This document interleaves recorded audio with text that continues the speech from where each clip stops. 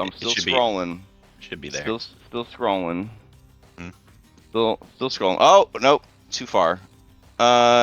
Nope, too far. Let's see. Scroll back down. We don't really need I see it. Poor Larry's. Yeah. Yeah, I got it. Okay. Let's see. I'm gonna stop this. I'm gonna play Poor Larry's. Oh, it's very sad. Okay. Sad right. piano. Go for it. Okay. We rejoin Bella's family, on the run from the countless forces that would seek to destroy them. Things slow down and come back into focus as the trio enters a tavern. Bella and her mother take a table in the dark corner while her father approaches the bar. And at first, the innkeeper seems to disregard whatever question Barnabas asked, but when a large coin purse hits the counter, his disposition changes and he gestures towards the back room. We follow him into a lounge, thick with perfume smoke, and through the din in the air, we see a wiry young man, barely at the cusp of adulthood, with brown hair, strange clothes, and eyes that carry weight of someone who has seen too much. He sits hunched over a glowing magical device, fixating on whatever it is showing him. And without looking up, he gestures to a guard standing in his proximity, who begins to approach the halfling with an intimidating presence. Barnabas looks upon the man and tells him to stand aside, but when the guard reaches down to grab him, the halfling, or reaches down to grab the halfling, we see a close-up on his arcane eye as it dilates. The guard pauses. Blood pours from his nose and seeps from around his eyelids, and there's a sudden jolt as he's racked with pain and his body contorts in horrific ways before falling to the ground dead. He steps over the corpse of the fallen guard and says to the individual before him, "You're a difficult person to find, Wendell Bartell. I'm seeking passage to Galarian." And that is the scene. Okay. Anime short. Wow, man, this cinematic universe. We're gonna make Mattel jealous. They haven't gotten their cinematic universe up and running yet. We're already so far ahead of them. It's incredible. All right, yeah. Let me throw a recap inspiration there into the chat. Boy, or sorry, a facts version. Mm-hmm. In some timelines, we're all grown up, right? Like, isn't that the whole thing of different timelines? It's weird. That's why I should never run Planescape again. It's just too much. But maybe. All right, so back to it. See, that leaves me wanting more. I'm intrigued now. I'm into that shit. Yeah, there's a lot more parts. So does anybody want to, for a third hero point and a third hero point hero card draw, want to tell us what happened last week? Hero points are pretty good, especially when you're fighting an enemy that has been given +5 to its attack rolls and armor class and DCs of all its abilities. That would be terrible if that was a thing that happened. Just a random example I came up with on the fly. If you are interested in doing the recap, roll a d20 into the chat.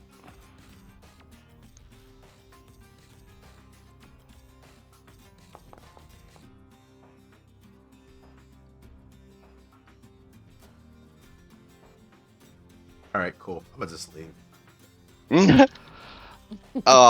fun, guys.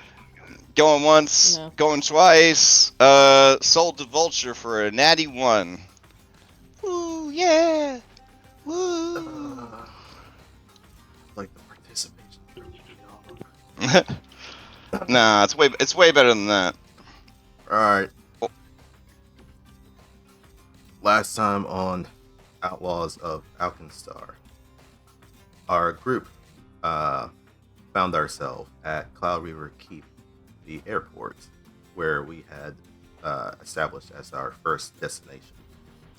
With many of our passengers departing, we took this opportunity to fix the airship from the damage it has sustained for the travel here, as well as resupply on all the necessary components that we needed. Once that was complete, we continued our journey heading east through the Manaways in pursuit of Gostawana. The next few days were uneventful, which seemed to have put many of the crew and our party members in uncomfortable positions. However, after a day and a half of travel, we learned from the captain that we were approaching another mana storm, one that seemed to have been brewing much larger than the one we encountered previously. As we made our way through the storm, our ship started to illuminate with various colors that seemed to have attracted the attention of sky marauders. They came through the observation deck and started to assault both crew and our party. Discretion and Bellanora were the first to engage them. Another one made its way into the crew quarters, which is currently engaged with Stack, the deck. However, once arriving to the engine room catwalk area, we noticed that one of them seemed to have been supercharged with the powers of the Mana Storm. These powers are familiar, something that I may have experienced previously, so this is going to be a tough encounter. Yeah. Wait, did you mention the thing that showed up at the very end? There is also another complication to our situation. Apparently, a large creature has boarded itself on top of the airship. It let out 3 roars, which, upon closer audio analysis, may be a chimera.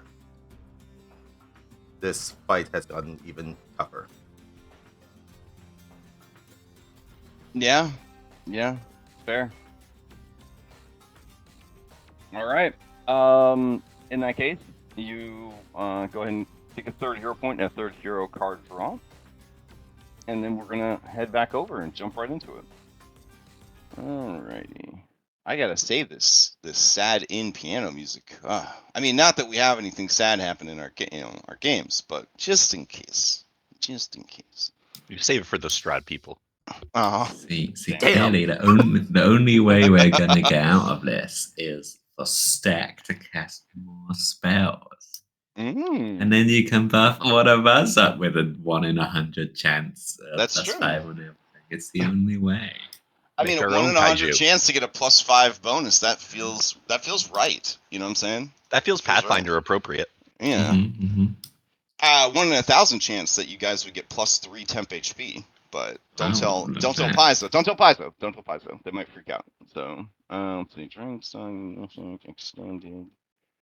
You know, it's Dragon's Dogma time. So we'll play the Dragon's Dogma Chimera music. That seems like a good pick. All right.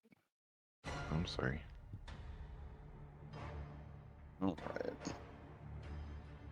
Hopefully there's not too much like choral singing. I hate it when they chorally sing. Like, only for Sephiroth can you do that. That's the only time you can sing. You throw choral singing into every monster music, it loses its effect, you know what I'm saying? But imagine if you're playing a game and the boss music starts playing and it's Sephiroth music. I feel like you should be nervous if that happens. So, I don't know. Alright. Airship. Second kiss. Activate. When the music has subtitles is when you need to be worried. Yeah. And the subtitles just say chanting in Latin. Yeah. Because they're afraid to tell you what it actually says. Oh man. Alright, so unpause the game. And according to our notes, we definitely left ourselves notes last week. Bella controls initiative into next week, round 4. Roll for new color cloak effects. Okay, cool. But there are some new babies, so we have to check 1, 2, 3, 4, 5. Babies plural. Alright, 18. Here we go. 11. Alright, stack the deck. You are the source of the magic. So immediately the dude next to you is dazzled by how dazzling you are. Oh. Yeah. Let's see. Makes sense, I guess. It makes sense. So Yeah. Let's see. So humble. Where did the other one go? I'll just paste another one. It's not like we don't have too much. There we go. Alright, so this man's becomes dazzled instantly just by being next to you. Which is this beautiful sparkle. Got it. Alright, Bella, take it away. What are we doing? Okay. Man, I have less health than I thought I did, and this thing has more health than I thought it did. So, can I drop my lantern that's in my hand as a free action?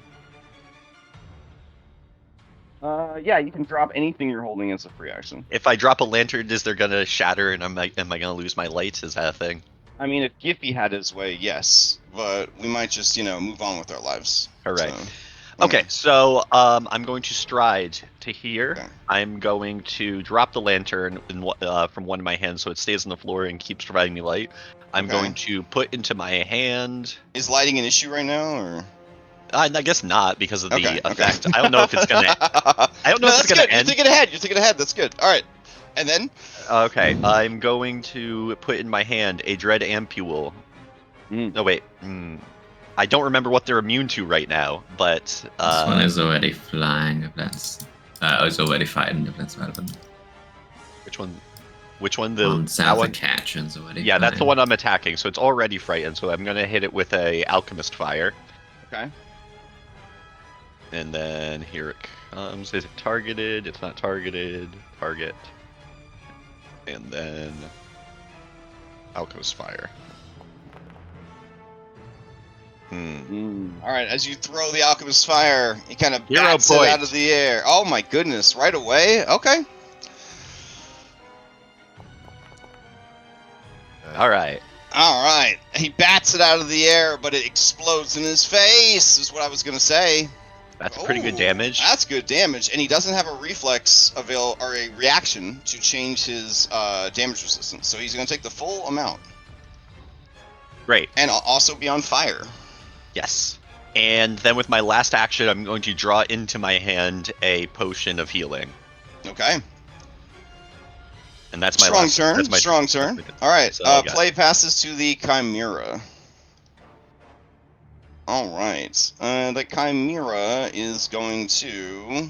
Let's see. Its hobby is attacking airships.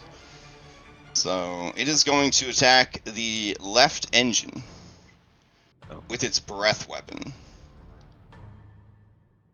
All right. So objects don't get saving throws, so it's just going to take the damage. All right. So 33 lightning damage, of which the engine may or may not be vulnerable.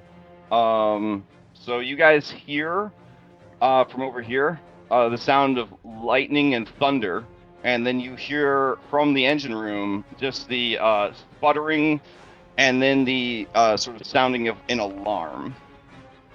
So the engine is, I believe, with that much damage, the engine is broken.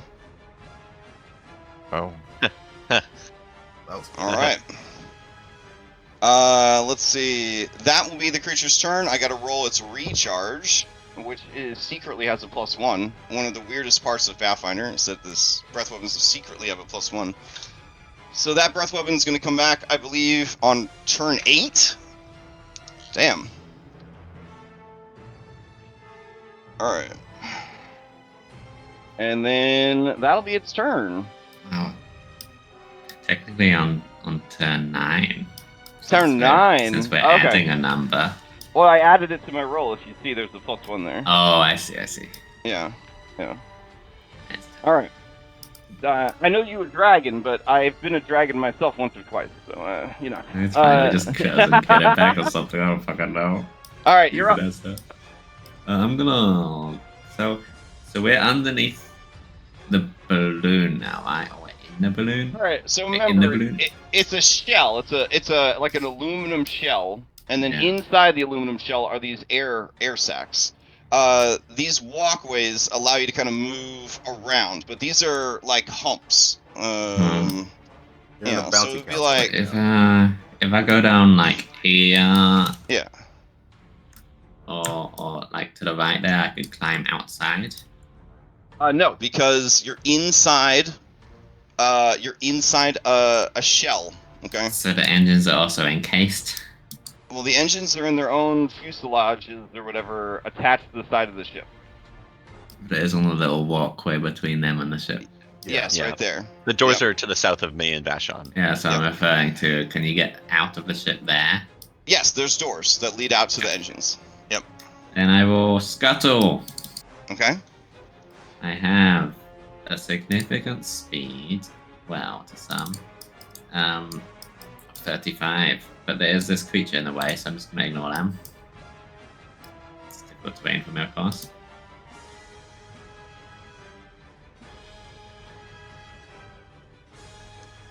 Can you shuttle me back onto the main? Sure. Okay, I can get to this tile, and then I'll do a tumble through on the one south of Ashdown. Okay. And if you want, I will move you so that you don't teleport. Yeah, just behind it. Okay. There you go. And I actually got a crit, so they're off guard against the next attack. So I'm kind of tempted to do a little finisher on them. Yeah, go for it.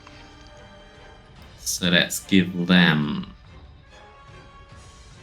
claw. Right, I'm not scuttling past them. I'll give them a tail smack.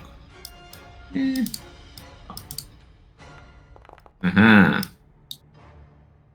All right. So I'm I don't know not what actually dazzled.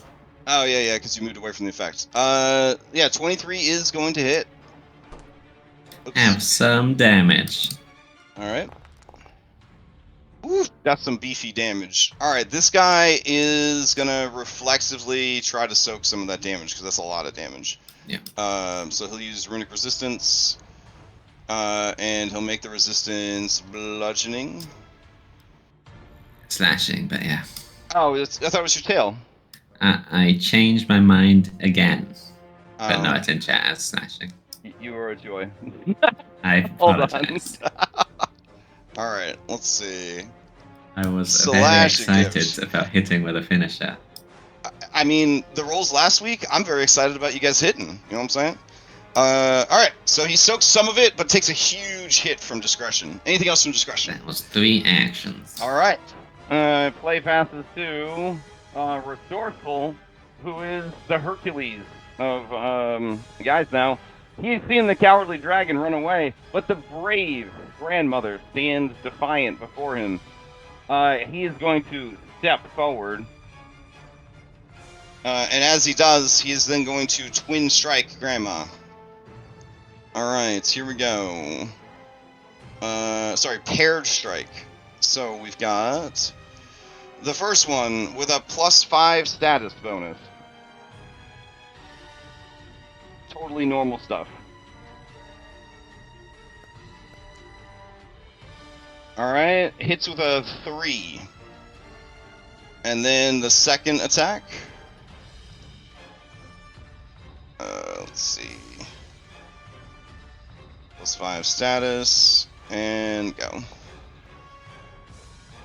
And hits with another 3. It could have been so much worse with a +20 to its attack roll. Damage. And damage. Alright, for a combined total of 29 points of slashing damage. Alright. And that is its turn. Alright, you hear over the intercom, I'm getting some readings that the engine on the left side of the ship is damaged. Could somebody check that out, please? Over. Nolby screams into the thing. We are still under attack! There's a man right outside the door being savaged by the dragon. I am not checking on the engine! And I guess that's the turn for the ship. Alright. So let's see. Where's this cutie at? Oh, okay. So, downstairs.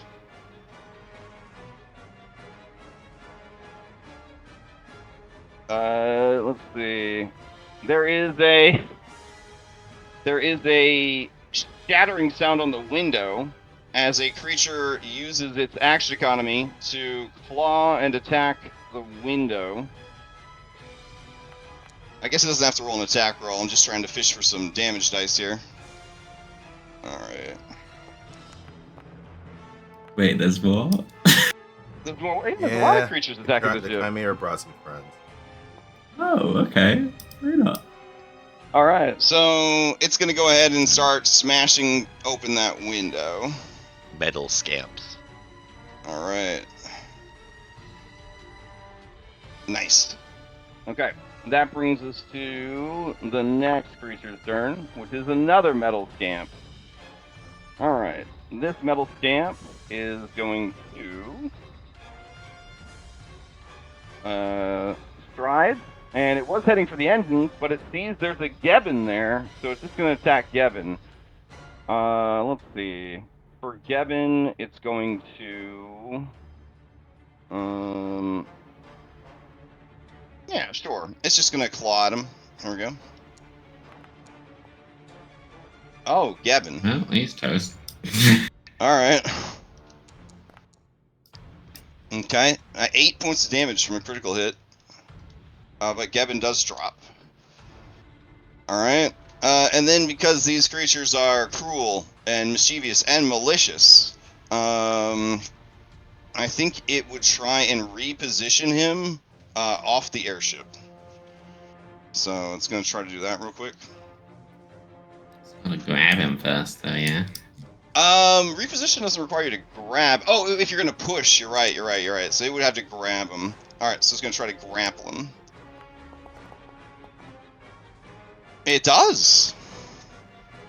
Alright, so he is now also restrained, on top of the many other issues that he is dealing with.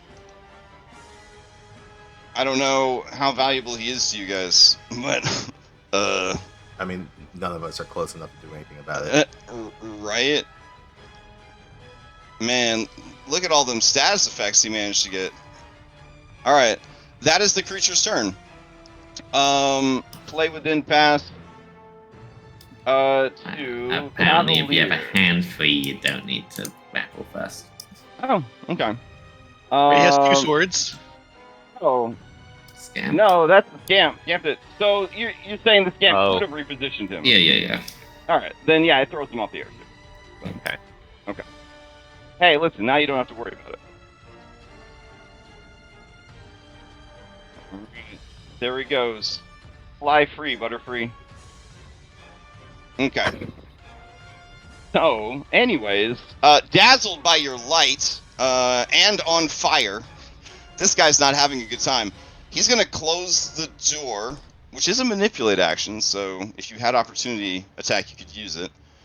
And then he's gonna fly downstairs. He needs to change the scenery here. So that's 2 backmans. And then when he gets downstairs, he will move this way. There we go. And I guess that's his turn. He's no longer dazzled. And he's still 3d4 on fire. Christ. Okay. It's cool that they have all this persistent damage, because as you get higher in level, the monsters get a lot of hit points. Not like a 4th edition amount of hit points, but like a pretty decent amount of hit points. Ooh, buddy. Alright, so he's going to go ahead and take that 7 fire damage, and he's going to trigger his ability to resist damage and definitely make it fire. Alright. Can persistent fire damage like stack?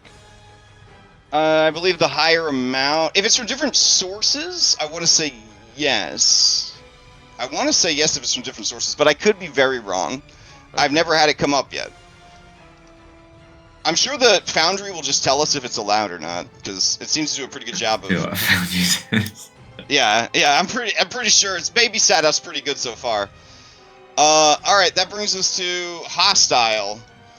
Alright, Hostile is on fire, but its boss is beating up Grandma, so it's going to beat up Grandma too.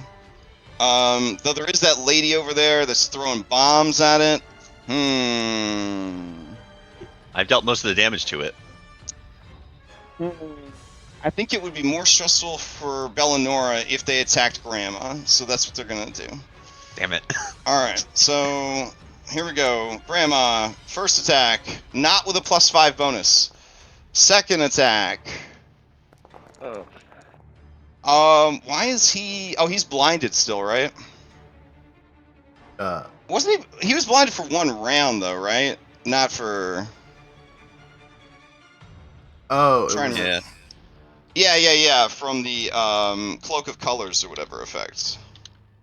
Let's see. Cloak of Colors, blinded for 1 round. Okay, so he would have already been blinded, right? He had his blinded round. I believe? You know what? It's fine. We'll treat it this round. Alright, so now he's not blinded. And then he's no longer feared, but he's still very much taking persistent fire damage. And he has 1 action left. He will... Damn. 1 action left. Yeah, you know what? He'll go ahead and... He'll do a finesse attack. There we go. I will roll the flat check for blind if it hits, which it doesn't. Okay. And that'll be his turn. As his turn ends, he takes 2 points of fire damage. And... They should take, it should be 4, I think, because all of my... No, that's the splash damage, not my long-term. Yeah, sorry. it would have... I think it would have applied if it was set up right, but... Okay. Will he resist the fire? Nah, just a little fire. He'll take the little fire. And he gets his reaction back. Alright, and he's... doesn't have cover anymore. Alright, all that shit's taken care of. That brings us to... Stack the deck. No, wait, Nolby. I'm gonna be honest, Nolby does not want to die, so we're gonna skip Nolby's turn. Alright, Stack, to you. Alright, so if I understand correctly, it's this ladder that goes to everybody else? Yes.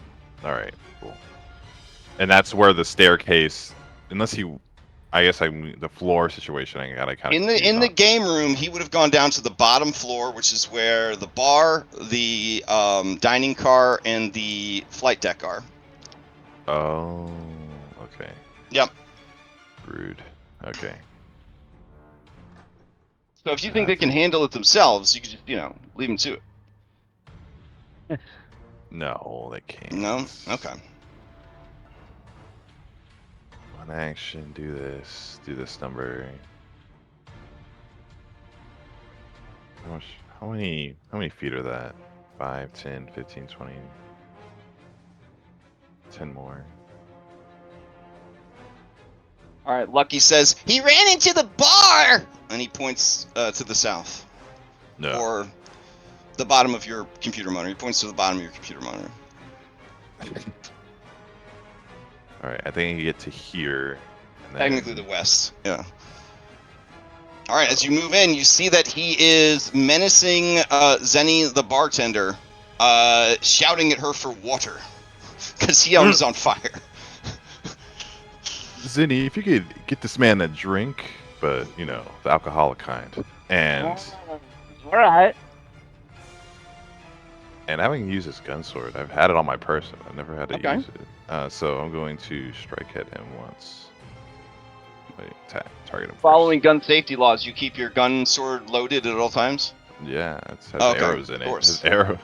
Why does it have arrows in it? I don't know, it accepts arrows. It accepts... Did the strike go through? I don't see it. Are you sure it didn't say it needs to be loaded with proper ammunition or anything like that? I don't know, I'm trying to use the sword section. There we go. Oh, okay. Oh, but it missed. That does not hit. Let's see, do I have a hero card for this? I'll use a hero point to reroll that one. Okay.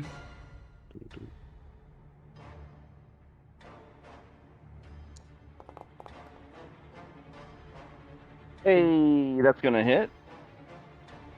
Alright. And you're just swinging on him? Yeah, just swinging on him, yeah. Okay. That will be 7 points of damage. Seeing that you're brandishing a sword, but he is already resistant to the fire that's consuming his body, he'll just take that hit. And that's be the end of my turn. And that's the end of your turn. Okay.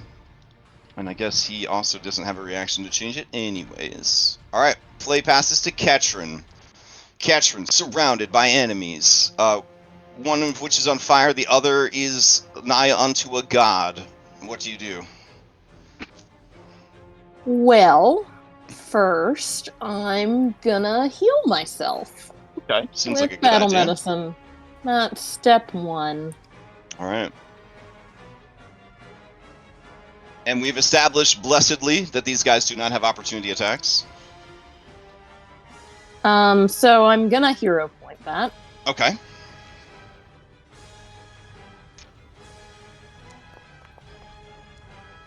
Woo! Okay. Yay. Okay. Success. All right. I will. I'm immune to battle medicine. Where is? It didn't roll the. Yeah, it doesn't like hero healing. points. Okay. All right. So it's what 2d8 plus 15. I Yep. think. 48 because you did the DC 20. No, it's only the 48 if I crit success. Otherwise, it's just right, plus changes more. the bonus, doesn't it? Yeah. Right. So that's 6 plus 15, so 21. 21. Not bad for a band-aid. Yeah. Okay.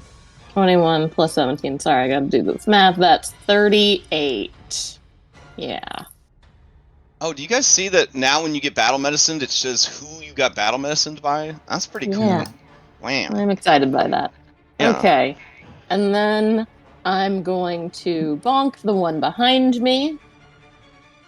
And then I'm going to raise my shield. Sounds like a plan. Let's see. Shield boss strike. Roll. Bonk. Yay. Damage. And nice. Okay. So this one has his reaction back and got bonked. And he's in a lot of pain right now, but I think he's gonna stay. Now, you know what? He's low on hit points. He's definitely gonna try to use his reaction. All right, here we go. Boop. And bludgeoning. All right, and then you're gonna raise shield. Sounds good. And then I'm gonna raise shield. That's it.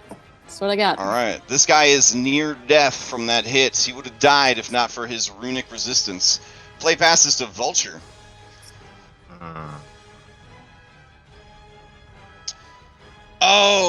Oh my god, I gotta retcon one thing, sorry.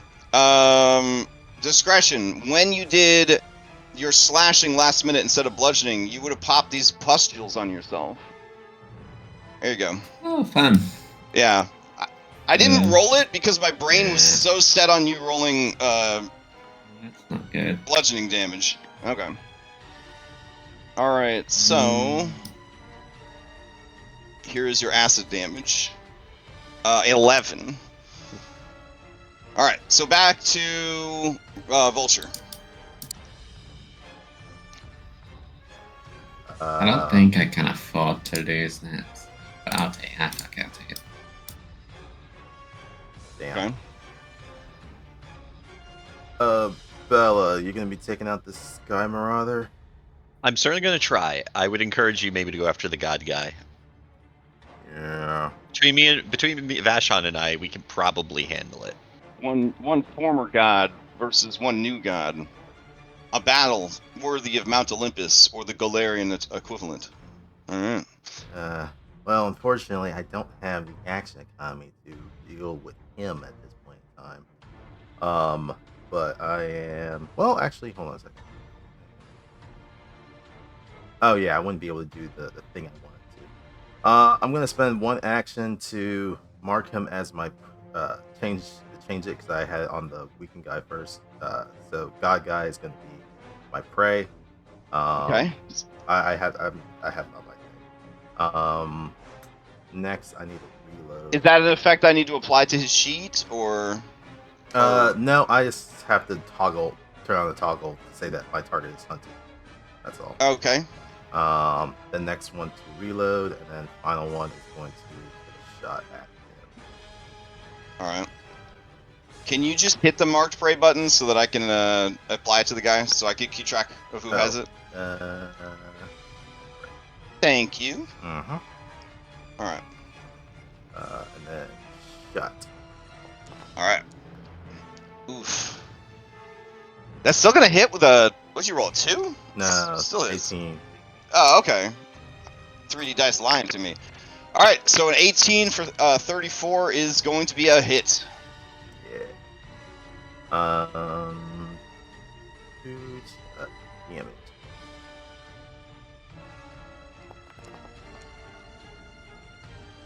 it. All right. So it's going to be piercing damage. So he'll use his runic resistance.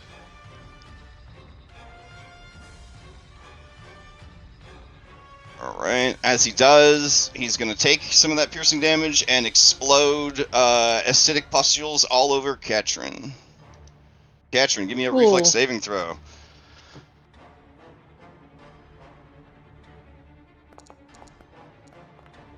Ooh. Yay. All right, so you would take half of this acid damage, which is good because it was pretty high. All right, next Pac-Man from Vulture. That's everything. That's everything. Okay. All right. Play passes to Repeated. All right, Repeated is here. He's going to get back his reaction. Sees discretion is right there. Seems like a simple enough thing. Going to do a paired strike on discretion. Here we go. First attack. And second attack. Alright, looks like both of those are going to be hits. And this is combined into a single damage. Alright, looks like only 20 damage total from that attack. Oh, some with 19. That's not great. Alright, and neither of them was critical. Alright, as he does that damage, man, they are marauders, and there is a spooky thing outside. Do they just start rage looting? Good question. Yeah, they should probably start rage looting. Alright. Let's see. What do you have worn there, Discretion? I think this man's gonna rob you. Let's see. Anything good? Got a collar on your neck? That's pretty dope. Let's see. Tearaway pants? Oh, yeah. No, I don't wear those. Are you a bunch wearing of alchemical items on me, I guess. Yeah. Are you wearing your backpack? Can they just take a whole backpack? Is that one Pac-Man? I guess. Oh shit. Okay. I like the idea of a dragon wearing a backpack. It's kind of cute. Yeah, it is pretty cute actually. I'm assuming it's like a side saddle kind of bag, not like it feels like with the wings it'd be. Yeah. All right. Not knowing that your backpack is full of, from what I'm reading, garbage. I'm gonna take your backpack. Can take my money pouch too if they want. Oh wait, you had a money pouch? Is that part of your backpack, or is it different? It's voice app that. Okay, then he'll say, "I'll take your money pouch." If it's, I'll deduct my 3.65 GP. All right. Then that will be his turn. Let's see. Fluffy Metal Scamp is up. All right. Fluffy Metal Scamp is going to fly down. And let's see. It's gonna peek into the room. It sees there's a little halfling lass over there. That seems cool. So it's going to. What's your flight, boy? 25. That ain't great. All right. Can it even reach? Nah. All right. So it's gonna move in. Oh, wait, hold on. It's going to check the door, which is conveniently unlocked, and go in and start messing with this engine that's dying. That seems fun. Because if we crash the ship, this will be food for weeks. And then it's going to move into the engine and start fucking up the engine. Alright, Vashon is up. He's going to say, All right, Firecracker, I don't know if you've been paying attention, but something wrong with that one down there. Looks like Ketron's got it handled, though. Discretion on the ground, and some little metal guy just went into the damaged engine. We gotta get to the engine. You got any ideas? You want me to get the engine, huh? We gotta get there. All right. Shouldn't be too hard. I'm just going to climb on this balloon as difficult terrain. So, 5'10", 15, 20. That's one stride. 5'10", 15, 20. That's two stride. And then 5'10", 15, 20, 25. All right. So he's going to stand outside precariously on the gangplank. No? Is that a bad idea? Yeah, that feels like something he would do. All right. You live honestly through the character. I just think about not making good decisions, and then I just have him do that, and it's been working pretty well so far. Yeah. All right. So another scamp flies in the window downstairs. All right. It lands. It looks around for targets. It sees Tom Gordon on the wheel. It sees Lucky Lanks, and it sees Stack at the end of the hallway. It's gonna fly up and attack Tom Gordon on the wheel. All right, here we go. And miss. All right, fantastic. All right, Bella, top of the rounds to you. No pressure, but there's a lot of bad stuff happening. Yeah, there is. Okay, boy howdy. So I'm going I have to see who is the special light up friend this time. Because it has had some mechanical impacts here, too. The Chimera is the light-up friend now. Great. Wonderful. It needed buffs, so...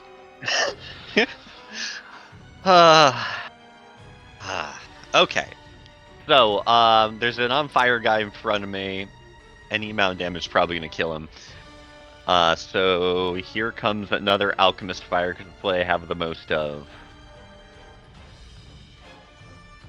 He's targeted already. And this is where the luck turns around. Oh my god, please hit. Oh my god. Wait, I can Faxpiration that. Okay. Give me that D3. Oh, I accidentally clicked off it. I'm just gonna... I know you had it, I remember. Sad music. Yeah. 1, D3. Ooh. 21 hit. It's gonna miss. No. Possible? Is it possible for me to hit him, Crash Jam? Well, now that you ask. Let's see, it has to be the worst possible thing. Let's see. You hit yourself instead of the target. That's about as bad as it gets. That's a melee. Let's see. Range. If the attack used a projectile weapon, something on the weapon malfunctions, requiring you to spend 2 interactions to fix. I said when I introduced this that I was free to pick the worst one for the situation, though, guys. That was the worst one for the situation. I'm gonna say, you hit yourself with it. I'm sorry. This is the risk that we take.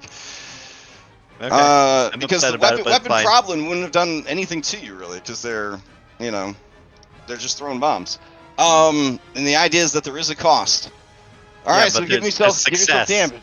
All right. Damage. Oh, but you do succeed. All right, so how about this? You both take the damage. I'm open to these terms. And you've taken the penalty. Yeah. All right. I accept these terms. That's about a lot of damage. Oh my god. 21. Well, on the bright side, you killed that guy. Okay, I'll take it. All right. Whatever I can get at this moment. Hold on. Can I afford 20? Oh, I cannot afford this damage. Oh. Yeah. Well, let's see. Fire, I have resist quite a bit of it. Oh, right. I don't resist a lot of it.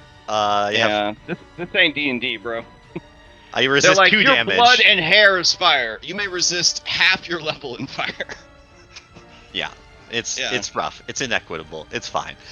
And so now it's just my first action. Now I'm in a bad situation, but let's see. I have 1, 2, 3. I mean, 4, you could 5. just go down this ladder. And Can you? Day. No, I'm not going to do that. Time to be brave. Okay. What are the rules for jumping? It's called a leap action. How was it based on my strength or something? Like yes, totally. It's based on your athletic skill. So you take a short horizontal or vertical leap. Jumping to a greater distance requires the use of athletic skill. Horizontal, jump up to 10 feet if your speed is at least 15 feet, or up to 15 feet horizontally if your speed is at least 30 feet. You land in a space. So you should be able, with one Pac-Man, right, to do this?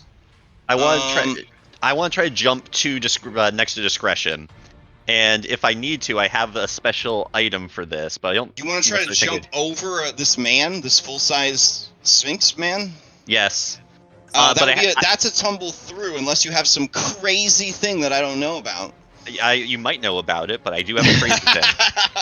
Is it rocket boots? I have rocket boots! Alright, so because there's avid rocket boots users in my other game, this came up as a heated discussion. Not too heated, not a bad heated, but like, reheating some food in the microwave heated.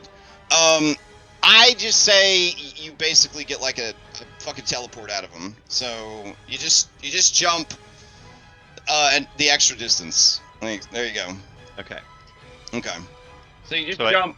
You just jump 45 feet and do 30 feet in the air, so you jump over the dude and you land next to the discretion. All right, cool. I do that, and then I, with the healing potion I have in my hand already, I heal discretion. Okay. Alright. You go ahead and push that button, discretion. All right, and that is your 3 actions? Yes. All right, let's see. Chimera is gonna fly down to the observation deck since it can't use its breath weapon, Stinky Paizo, and then it's gonna start attack. Oh, I'm sorry, it went down the ladder. Don't freak out, guys.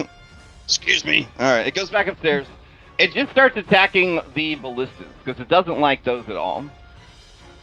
Do you guys want me to roll the attacks so you can see what they are, or do you want to remain a mystery? No, I think I'd rather not know. Okay. All right. Yeah. That sounds good. All right. It'll just make me panic. Resourceful is up, and Resourceful, summoning the powers of the gods themselves, stares down Ketrin. He's not burdened by any debuffs, only the blessing of Stack the Deck. And so here we go. With his twin striking scimitars, empowered by Stack the Deck, he's going to attack. Don't know why I keep adding that in. It's weird. That seems bad. Alright. Yeah, so obviously I'm going to reaction shield block that. Hold on, he ain't done. Stack the Deck's champion is making 2 attacks and adding them both into 1 super attack. Yeah. Fake. Oh my god. Holy shit. Alright, so you are about to take 58 points of damage, which is not enough to kill you from massive damage, I don't think. No, it needs to be 160.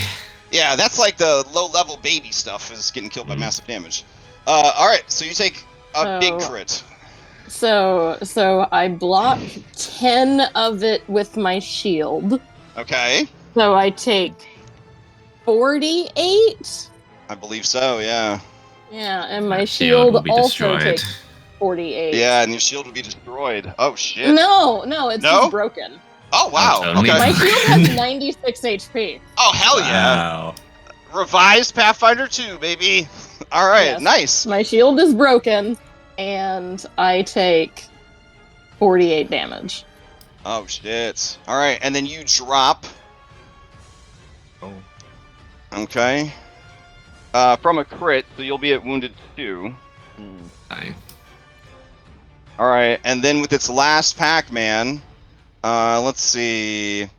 Man, this is going really well for him. Being a god is fucking awesome. All right, Vulture. I guess he'll come to you next. All right, so he will fly the 40 feet closer to you, and he will remain airborne at a height of 10 feet. Which may or may not be significant to know. Alright. Is there a status for flying in this, or no? I guess not. That's lame. Alright, we'll make it blue. Blue dot means he's flying. Okay. And that will be his turn as he moves closer to the sniper. Alright, down in the thing, with the damage to the engine, everything begins to kind of chug and lean heavily to the left as the engine is starting to die. Do these engines hold us up? The balloons. The Forward engines. momentum. The engines are keeping the forward momentum. The balloons are keeping you in the air, but enough damage overall, and it could be real bad. Yeah. And mana storms, you want to maneuver well. Right. Let's see. All right. There's an actual thing for this. Hold on.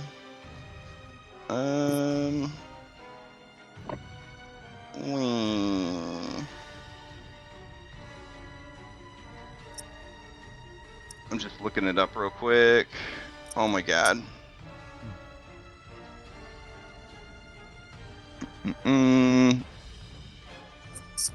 All right. The boat, unveiling. I'm getting like a weird, like, eldritch horror whisper in the background. Is anybody else hearing that? It's just me? Oh. Okay, I guess it's just me. All right, Discord's so still I need haunted. everybody to make acrobatics or athletics checks. I assume I automatically fail. In this instance, I would say yes. I can't imagine that you'd be able to make the checks. All right, with it dipping over to the left. I'm prone if that's relevant. I don't think it would be relevant because you could just grab onto the mesh of the floor. Okay. All right. Is that everybody? I think we need. Yeah, that's everybody that can roll. Okay. And then, of course, the NPCs have to roll as well. So here we go. Athletics. And athletics with a +5 status bonus. There we go. All right, and then these guys. I guess the guys that are flying would need to roll, huh? Okay. And then this guy down here, he'll make a roll.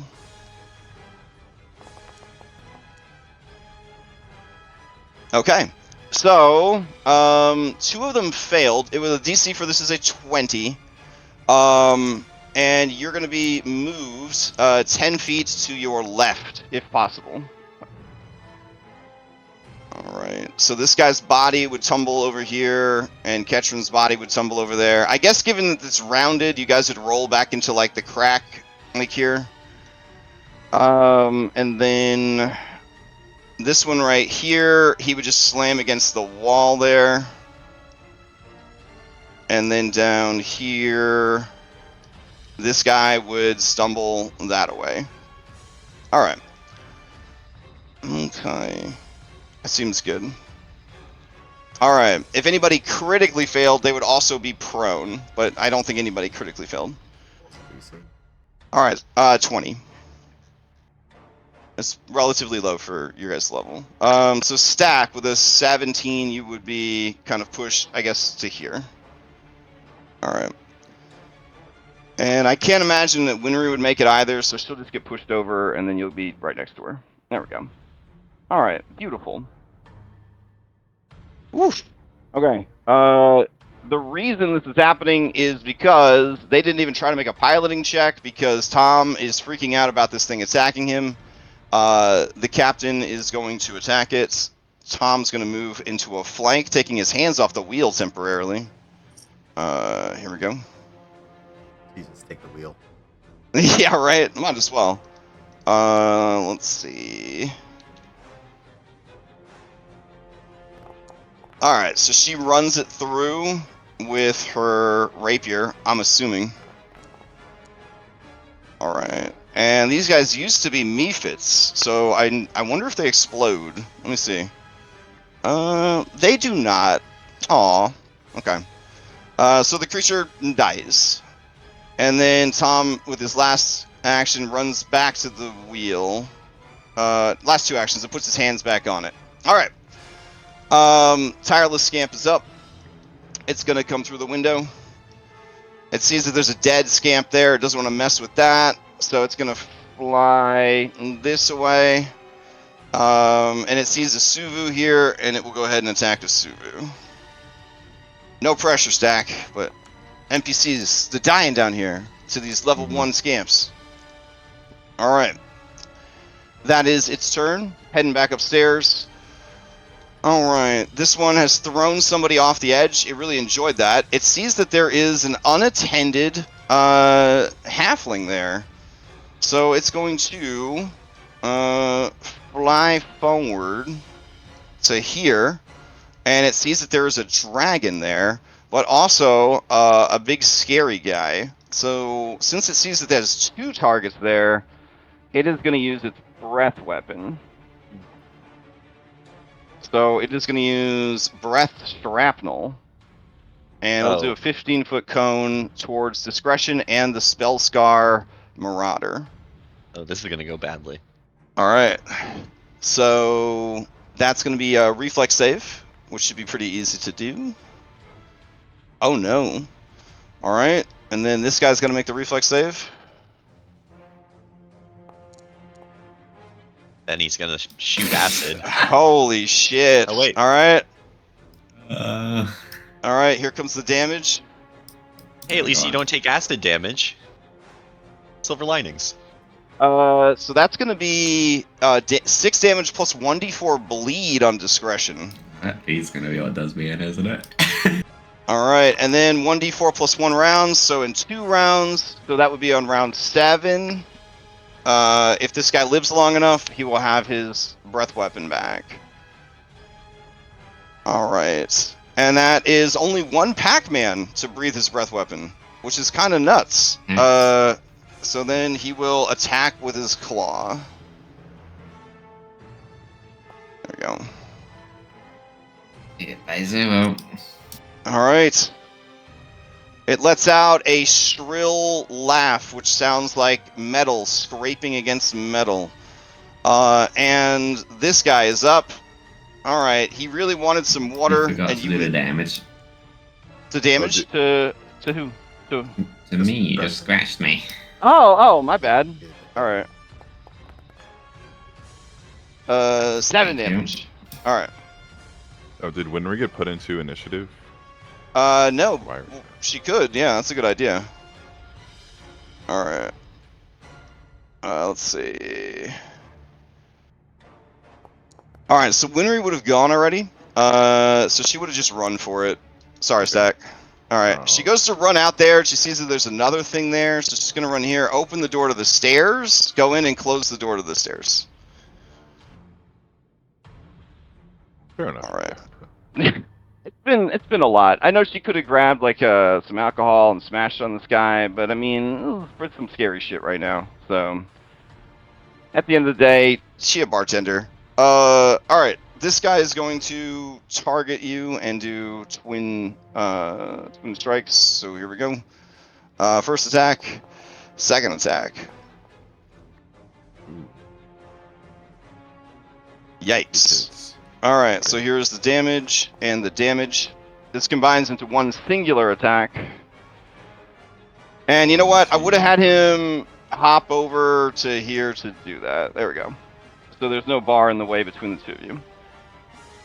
All right, so 23 slashing damage total, and that is his turn. As his turn ends, he continues to burn to death.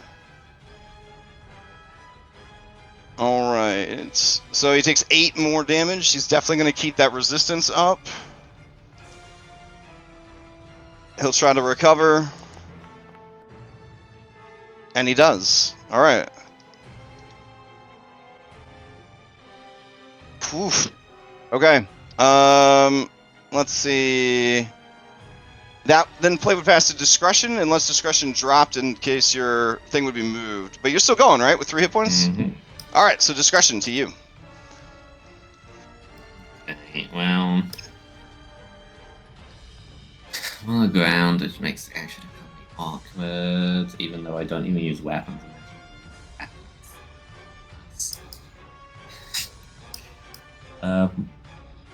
So I can't. Is this guy like tiny, this camp, or is it just medium?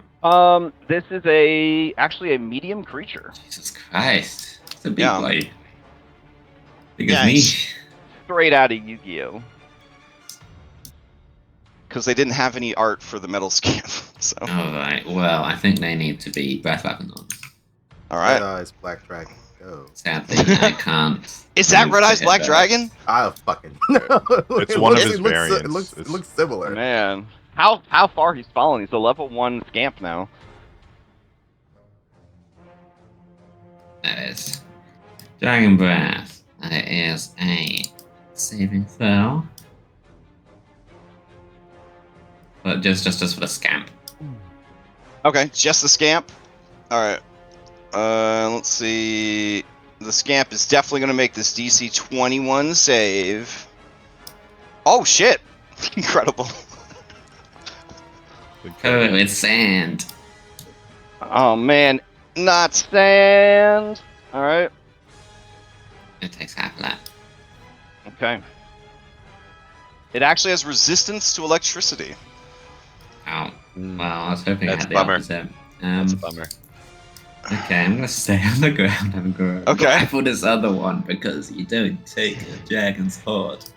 Even if that hoard is only 3 gold and 65 copper. Yeah, I was actually remiss. He couldn't have, with his hands full, have taken your stuff last turn. So I think he would have sheathed one of his scimitars, actually. Definitely. So I will give you back. Huh? He's definitely. Oh, he's definitely. Yeah, he's definitely eyeing it for sure, and it may actually be listed on his list. his equipment right now because I did take it, but I'll give it back to you in a sec. So. I'll do it in a sec. I can tell by the way that I'll be spending all my hero points soon to stabilize, so I may as well go down to 1 Oh, okay. and grapple them from the ground. Give me back my money. No one It's takes like, the dragon's hoard. He's like, oh, you have a lot of money then. I'm glad I sheathed my scimitar last turn following all the rules. Now I'm gonna take it from you. That's my turn. Alright. They're grappled. That's how you GM, y'all. That's how you GM. Alright. And follow the rules. Alright, 1 point of bleed damage. No problem, no problem. Autorize that shit. Oh, okay. Or maybe let's see. Stack, you're up. All right. I want to ask, this is a window, correct? It is a window, and these windows are famously fragile. Okay. They are famously fragile windows. They gotta stop cutting corners on this on the window glass.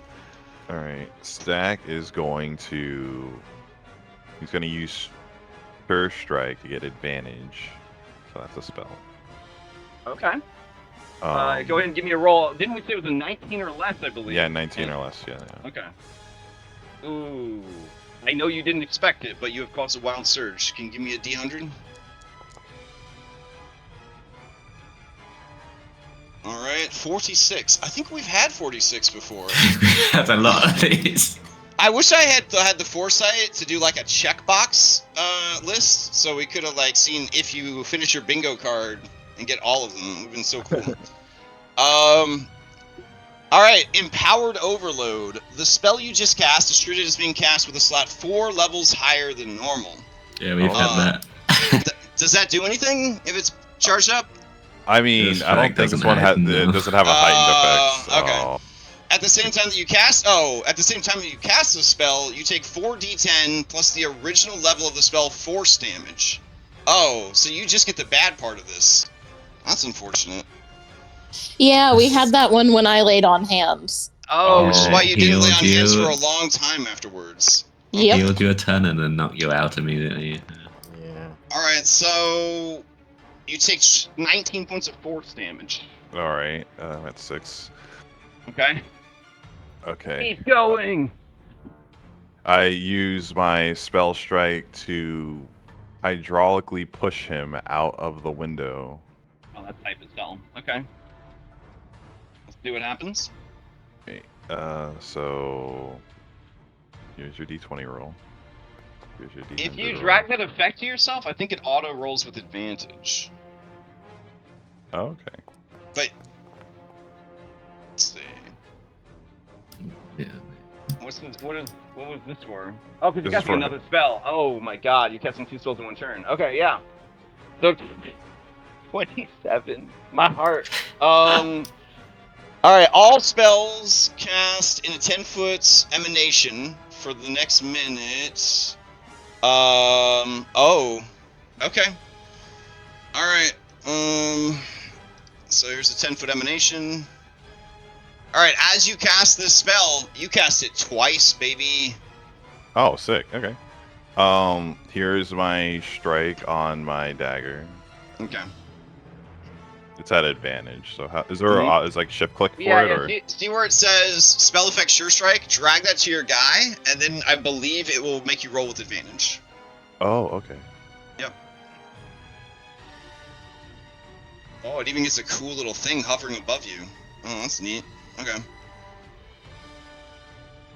Alright, now make the attack. Look at that! 2 d20s. Oh my god! Okay. You don't have to roll damage, but if you want, you can. But yeah, you blast that guy straight out the window. But yeah, give us the damage. Give us the damage. I want to see it. I want to see that damage. And So hit the damage button twice, or the damage button twice for hydraulic push since you did it twice. And then he's also going to take damage for going through the window. Then damage for. Okay. I think damage for hydraulic push itself. 66. Yeah. And did you hit critical damage for your weapon? I think we said for the spells, you hit double damage. Oh, we just hit double? Okay. Yeah. Alright, so you're going to give me 3d6 twice, right? Because you hit it twice? Yeah, I somehow targeted myself with it, but... Okay. But... So it would have been 3d6 twice, so... double... Oh, okay. Whoops. I'll just double it again, man. Anyways, it's enough damage that he is dead, shot out the window, and just flutters away. Since he died right here, though, he drops his 2 scimitars on the ground. His ancestral scimitars. Stack taking the damage. Oh, from the first thing, okay. Yeah. And that would be your whole action economy, yeah? Yep. Alright. Vulture, to you. The god of the desert approaches you, ready to teach you about the loving embrace of Stack the Deck. I do have a question though. When I reload as an interact action, can I put another type of round into my thing and activate it at the same time? Or is that a special interact to also add? It has to be loaded and switched on. So that's going to be 2 interact actions to do that. Yeah. Imagine that every cool bullet has a little tiny switch on the side of it. Okay. And then I guess, can I even see Ketchum from where I am? I mean, I can, but like from like the catwalk and her position. Down in that crevice, I would definitely say that she has some cover from you currently. Now, if you hopped over the railing, you would have a straight shot at her because you would also be tucked down in the balloons. Yeah. I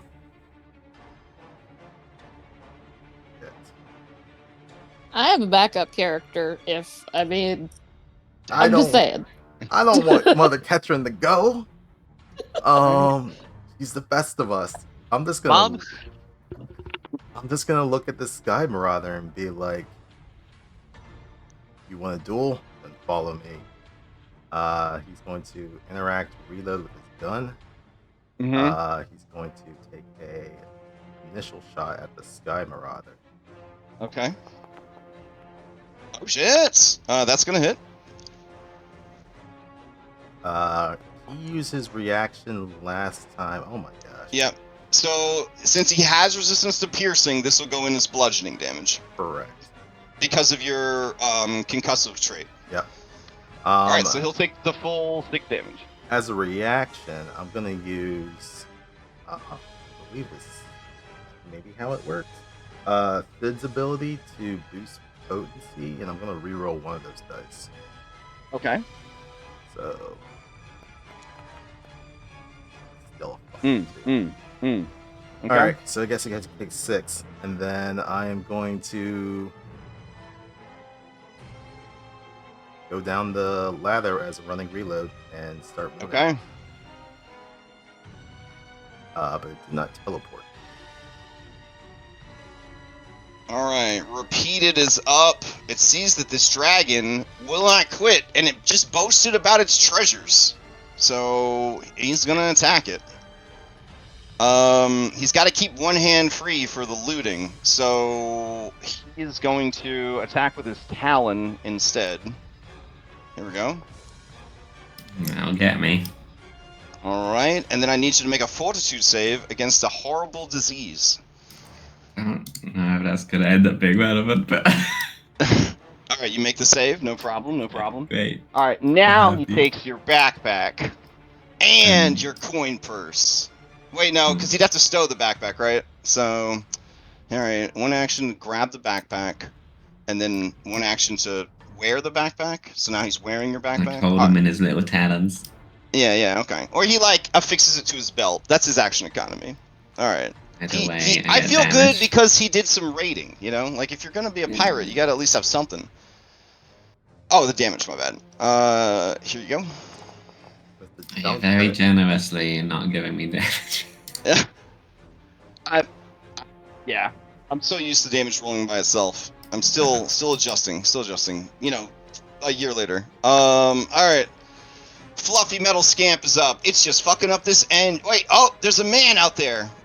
It's gonna take a step, and then it's going to show him the power of the cards.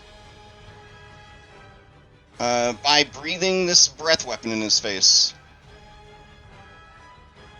Let's see. Alright, he'll make try to make the reflex save. Ooh, critically succeeds. Alright, and then it will try and attack him. There we go. Alright, that is gonna hit only because he's off guard? Why is Vashon off guard? Targeted to me. Oh, my bad. Yeah, Alright. and unconscious, so. Oh, yeah. So Vashon still gets hit with a 20, though. Alright, here we go. So 6 damage, no bleeding or anything, that's fine. And that is the creature's turn. And it's gonna be a hot minute before it gets back its breath weapon.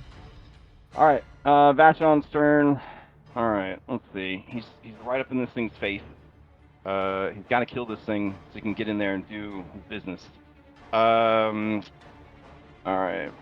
He will go ahead and use, this thing right here. There we go. Dread Ampule. Oof. Alright, 14 is gonna miss. I guess with map he'll try again. He's got that quick alchemist thing, quick bomber.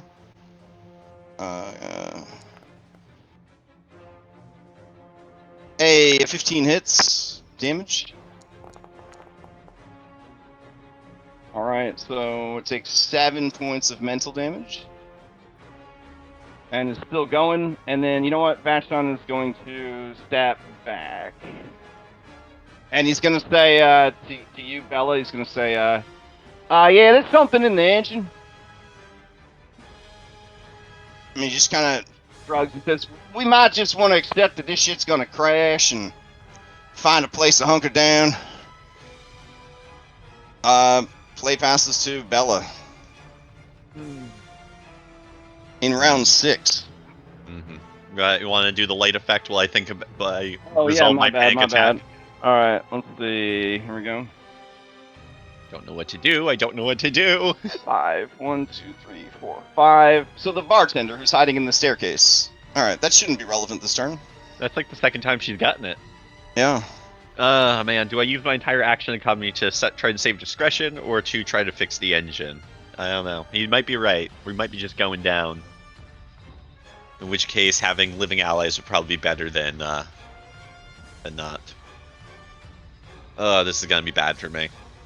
Alright. Will you allow me to heal discretion around the corner? Reaching around the corner, yeah, that should be fine. Okay. I start forward, I draw a healing potion, I administer a healing potion. Oh my gosh. This poor dragon. They were happy to just rob her. Once we've reached the ground, you have my permission to die. Damn.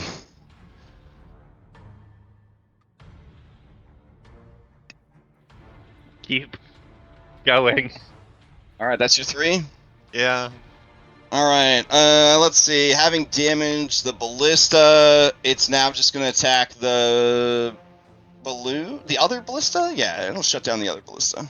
All right, so it's going to attack the other ballista. No one knows what's happening up there, but it's real bad. Ketrin, to you, unconscious, dying. Okay. Let me wake my computer back up. Sorry. Oh, no worries. Oh no, Foundry thinks it has to reload. I should not have let my computer go to sleep. If you want to move on, I will roll my recovery check when it reloads. These guys ain't gonna coup de grace. They ain't gonna coup de grace. All right, that guy was called out and challenged by Vulture, and he's kind of drunk on power right now. So I think looting is the last thing on his mind. Experiencing godhood is definitely the top thing on his mind. All right, so he will go down the stairs, and then he will move up to Vulture, and then he will attack Vulture once with a... yeah, he'll attack with his Talon, because, I mean, robots can get diseases in Pathfinder. Oh, sorry, that would have a plus 5 on it, if that matters. I forgot to add it. No. Okay. I mean, it still hits. Discretion to take your 11 points of healing. Go ahead and give me a fortitude save. This is a disease-based fortitude save if that factors into automaton. I think Well, yeah, I know you can still get disease. I don't know if you... Oh, my goodness. Nope. Okay. No, you don't want that? Are you sure? It could be exciting. Nope, I'm good. Well, Okay. shit, DC's still. All right, so you now have mana fever. All right. Oof. So I'll give you this. I heard an oof. Is that bad from upstairs? Oh God. Yeah. Okay. So you're wounded. Dying 3. Dying 3 out of 4. Got it. Okay. Yeah. Jesus Christ. All right. Winry the bartender is gonna muster her courage, and then she's going to. Damage on the talons. Oh shit! I'm so sorry, man. Let's see. I know you're hesitant to ever crit me or damage me, but yeah, that's fair. So 10 slashing damage. All right. So Winry runs downstairs. She sees the stack already took care of it, and she says, "I mustered my courage, and I came back down to help. But it looks like you've already got it, and broke another one of my windows." Think nothing of it. The whole thing's going down anyway. Okay. She will. Let's see. One Pac-Man open the door, and then she'll stride to here, and then she will rummage under the bar, and she produces for you an elixir of life. Oh. But she can't give it to you because of the action economy. Alright. But if you want to take it from her on your turn, it is an elixir of life. Okay. Alright.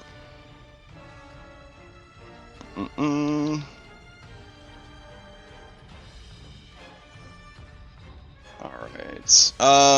Let's see. And then that would be her turn. Okay. Play passes to the ship. Alright, we're going to do a piloting check from the ship. Here we go. Sailing lore. Go for it. Beautiful. Keeping the ship fine. Overcorrecting for the damaged engine, which is sputtering out. Tireless Scamp is up. It's just going to attack Roxy and Asuvu. I'm going to assume that if Roxy gets involved with this level 1 creature, it's going to die. So I'm just going to take it out of initiative because it's dumb enough to fight a level 5 cleric and a level 5 dragon. So we'll just leave it to their own devices there. Alright, Contemptuous Metal Scamp up here. Oh man, Dragon's down, Bella's down, and Spellscar guy's down. Engine engine situation, huh? Okay. It is going to... Nah, it Definitely wants to sow some chaos, though. All right. Let's see. Bella, it's going to attack you. Okay, Here we go. With a claw. that's a hit. All right, here's the damage. I probably can't afford it. Yep, that's probably gonna take me down. Yep, All that takes right. me down. Seeing that Discretion and the Marauder are doing their own thing, it is going to fly over to here, And then I guess it will attack Vashon Sean. and miss. All right. Let's see.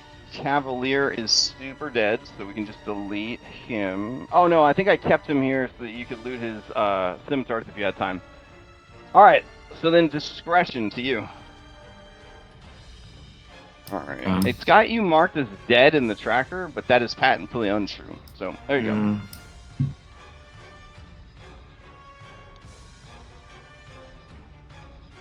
Well,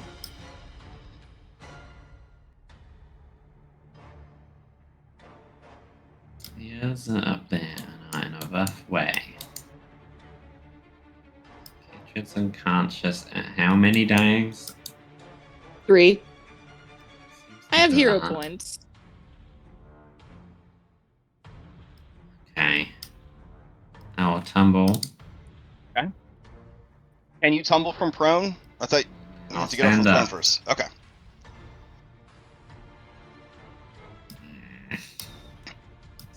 Sucks though.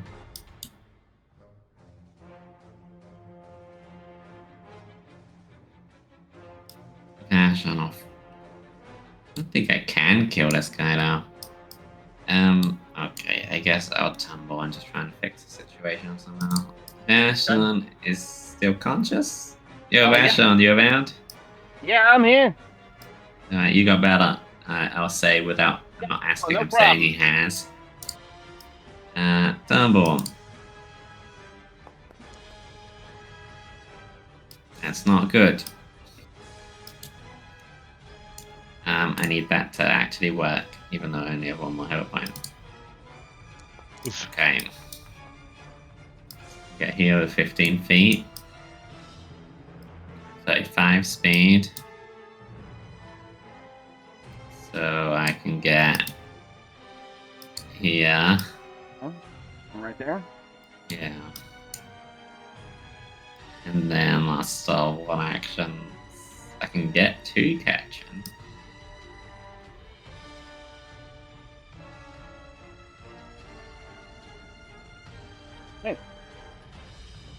And that's So I'll end up on the balloon over here next to catching. All right. Oh, you want to be on the balloon, like down there? Yeah, sure. Okay. All right. Nolby is up, still refusing to come out of their room. Stack to you. All right. I'm gonna take this potion. Okay. It is Elixir of Life Lesser. Okay. So to find that on the. I added it to your sheet. Oh, cool. Thank you. Elixir of Life.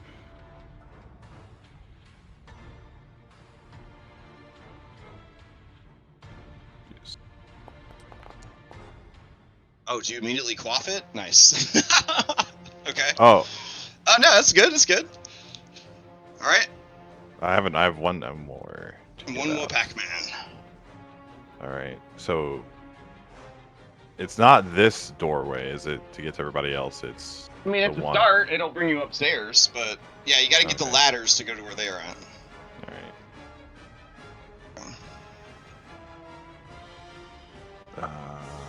How much? It was would that? be this door and then a left. I'm stuck. Token Oh, you're Clyde. stuck there. Well, yeah, I mean, there's like walls in there. Oh, I see it. Okay. Yeah. Okay. As you move into the hallway, you would see Vulture fighting a very powerful Sky Marauder. You're not sure what that's about. Vulture, you need help. I require assistance. Very well, very well. And that would be it, yeah? 3 Pac-Mans? Is there that Because it was take the potion? Take it, drink the potion, head up the stairs. All right, yeah, then I'll be right here. Vulture, the cavalry has arrived. Definitely not the source of your woes. I'm gonna take an immediate shot at this man right in my face. Okay.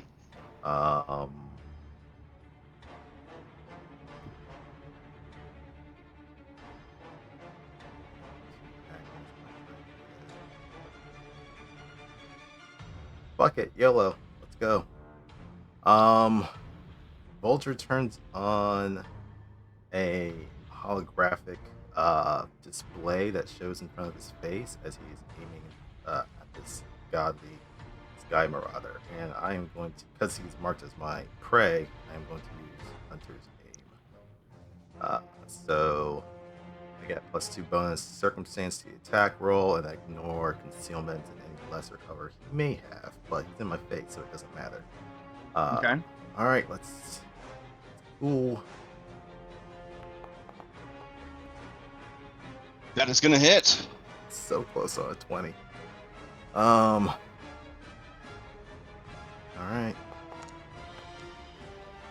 Alright, so he will switch since he has his reaction back.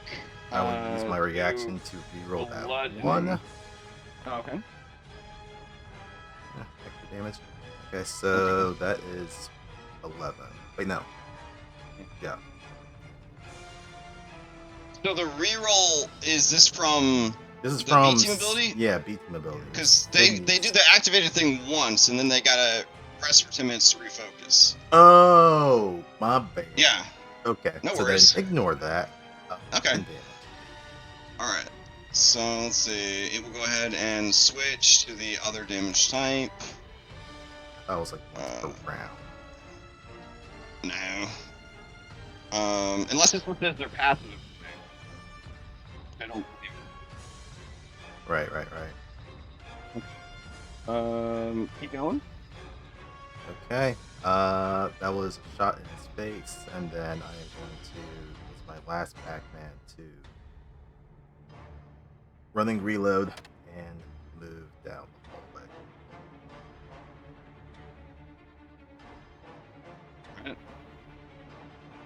That is all 3 Pac-Men. Okay. Up top, repeated. Repeated now has gold, and it has. Wait, they didn't get the gold. Just got the backpack. The dragon's got gold, so the dragon's gone. All right, it's gonna move around the corner. And it's got a hand free.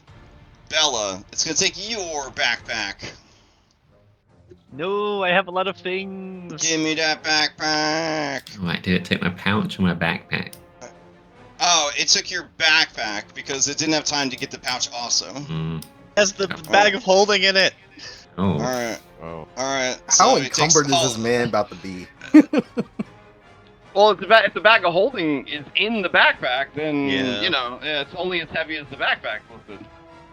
How much stuff you guys carrying? Because I know Cabela complains a lot about weight. I have a lot of things. Right. So it's only letting me actually take the backpack, so just, and put it on his sheet. So just, know that you guys, whatever was in your backpack, he has taken it. So, alright, and then he will strap that on as well, that's his extra economy. Hell yeah, this guy's fucking rich. This is fantastic. Nothing could go wrong. Alright, the metal scamp, it doesn't like this dude, but it wants to destroy the engine.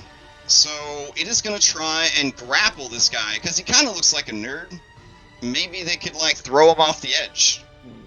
I don't know, that seems good. Alright. So they're going to do a...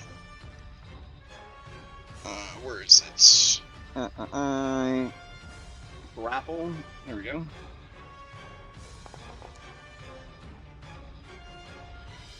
Oh no, he critically failed. Alright, so punchable template activates. So critically fail. The target can grab you if it succeeds on a grapple action, or force you to fall and land prone. Shit, he's got a free hand. Yeah, he'll fucking grab it. That's fine. And then because he has punchable, I have to make this thing happen. Where is it? Wait. He shouldn't grab it. He's supposed to go get Bella. All right, he'll knock it prone. Where is it? Punchable taunt. An opponent critically fails a strike against this creature once per round. The creature immediately responds by mocking its opponent's failure. This serves only to make that opponent want to harm the creature more. The triggering creature gains a +2 circumstance bonus to attack and damage on its next strike against this creature. That's a Vashon move right there. Alright, so the creature falls prone, and then it's gonna stand up, and then I guess it'll use its third action to attack with a penalty against them. There we go. And hits. For 9 damage. Alright. And then that will put us back on taunting laughter. He will look over and see Bella. He is going to hop the railing again as part of that stride, right? It's difficult terrain.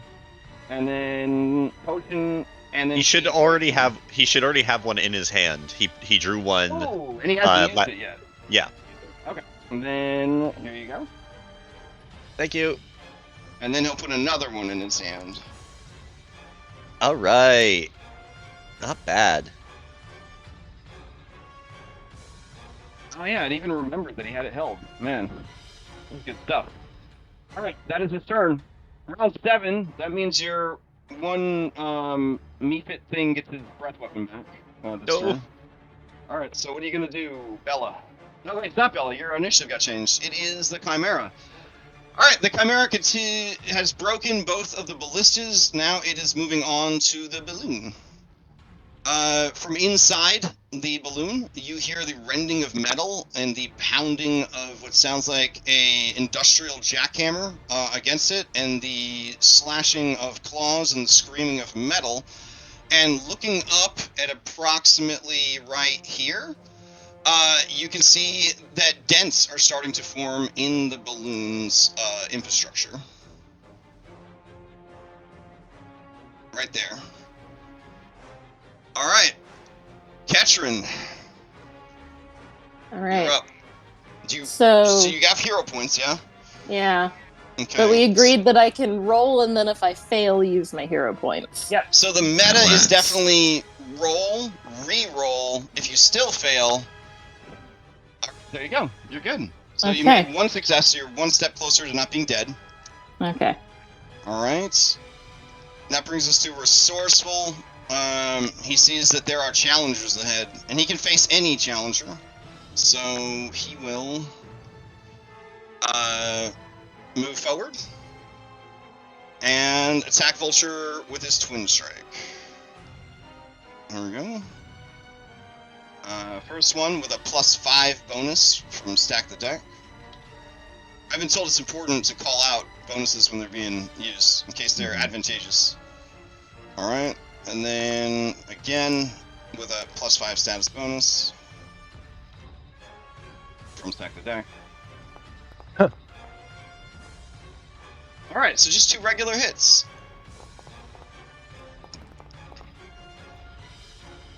For 27 points of damage. And that's his turn. Winry is going to excuse herself from combat. Oh, we didn't do the check to see who had the thing.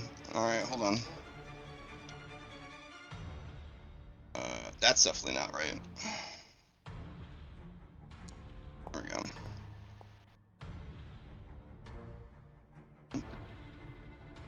One, 2, 3, 4, 5, 6, 7, 8, 9, 10, 11. So it would be repeated. Who is up here? So in addition to all your other woes, you also have to deal with that guy being dazzling. I don't like that. Yeah. All right, so the ship's turn. Ship's in real bad shape. She's gonna try and keep everything steady as much as she can through the storm and all of this. Okay. So that does not hit the current DC. The ship is going to rock unsteadily. So everybody needs to give me those athletics or acrobatics 20, or you get flung about. I guess I get flung about. On the bright side, Ketrin, since you're wedged in here, there's really not a lot of places for you to go. Ooh. Alright, let's see. Yeah, you would start rolling towards discretion. But if discretion keeps their footing, which they do, you don't actually change position. Alright, this guy's got to make the save. Or the roll.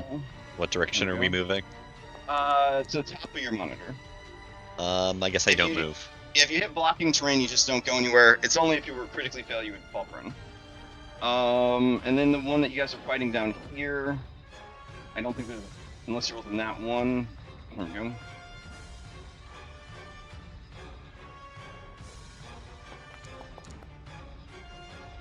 Okay, he's okay. All right. That brings us to Bella. Bella, your knowledge of engineering and airships and all that. It's a bad situation. It's a bad situation. If this ship crashes without someone piloting it to ease the landing, everyone's probably just going to die. As long as there's somebody piloting it, there's a good chance that, you know, the ship will be salvageable and the people will live. Either way, when it hits the ground, people will be jostled around and take some damage. So it's important that if it does crash, people are not in the dying status, because that could be pretty bad for them. All right, so what are you going to do? I'm blinded right now, is that correct? No, you were dazzled. If you attack this guy, the colors will pop and you might get blinded or stunned. That's only if you attack with a melee. Yeah, it's only if you're adjacent to him. But I am adjacent. If I do a ranged attack adjacent, does it the same thing? This is a creature that hits with a melee attack. So I guess it's only a melee attack. Okay, I'll take it. Alright. Gotta be some advantages to being this weak. That's what the Magic the Gathering card says, so we'll do it. Great. Right. Well, I'm going to attack him with a Dread Ampule. Alright. 1 second. I yell at him, "Give me back my stuff!"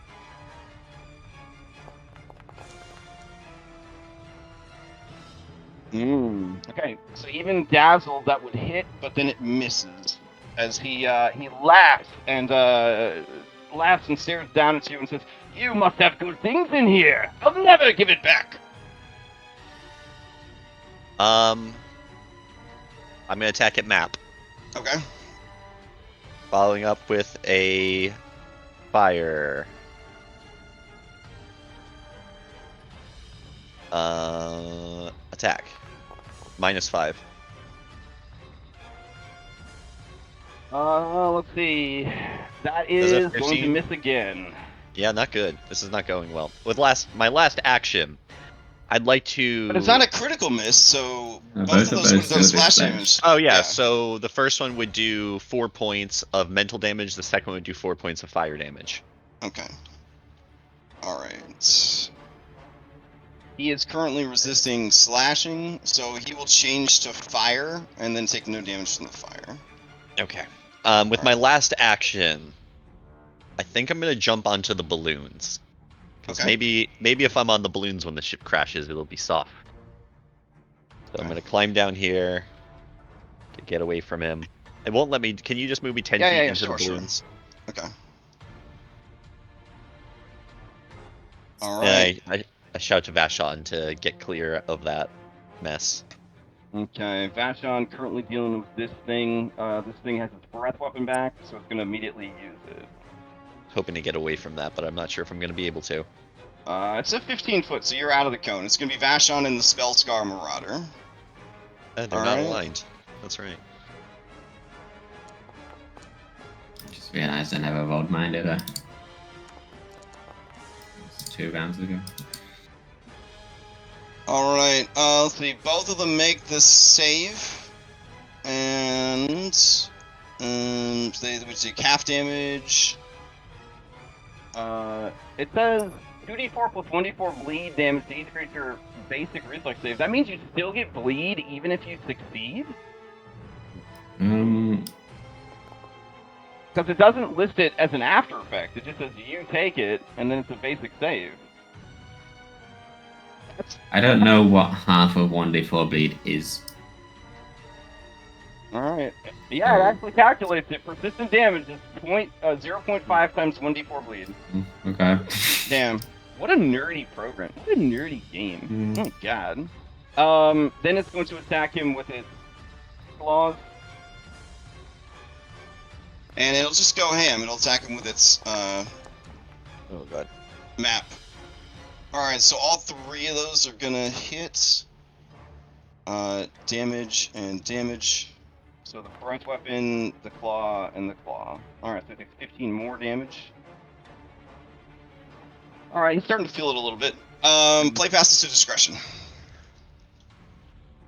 You know what? Okay, I want to like wrap Ketron's arms and legs into like the rigging here of this balloon, so that she's like secure, you know? Okay. Okay, so you want to use an action to like tie her to the netting? Yeah. Okay, I'm okay with that. That would be a what? Thievery, right? To do ropes and stuff. Sure. Yep. I'm garbage, but we'll see. Something. Okay. So you tie them in, or you know, you kind of just wrap some of the ropes around their armor and their armor plates and things like that. Okay. All right, and then I'm gonna go for this other fucker. Let's figure out. Also worth mentioning, like all of the equipment that was here that was dropped by Ketron, whatever they were holding the drop would be in this space, 10 feet north of that location. So it'll be right here, right now. Okay, I'll pick up the clan pistol and put it in our stuff, and that's another 2 actions. Okay. I don't know if she had the clan pistol out though. She had her. Oh, that's true. She wouldn't have the Yeah. shield, which is why still strapped to her. Yeah. Okay, so there wouldn't be So I any don't need Ketron, to do that, yeah, I know. Ketron equipment. All right, cool. I'll get back on the banisters because All right. Let me see. I I'll have to do stupid just things. turn them off. Hold on. There we go. You should be able to move now. They were on for like safety regulation purposes, I think. OSHA required them. Yeah, but I'll take them off. I don't think the airship's very safe. So.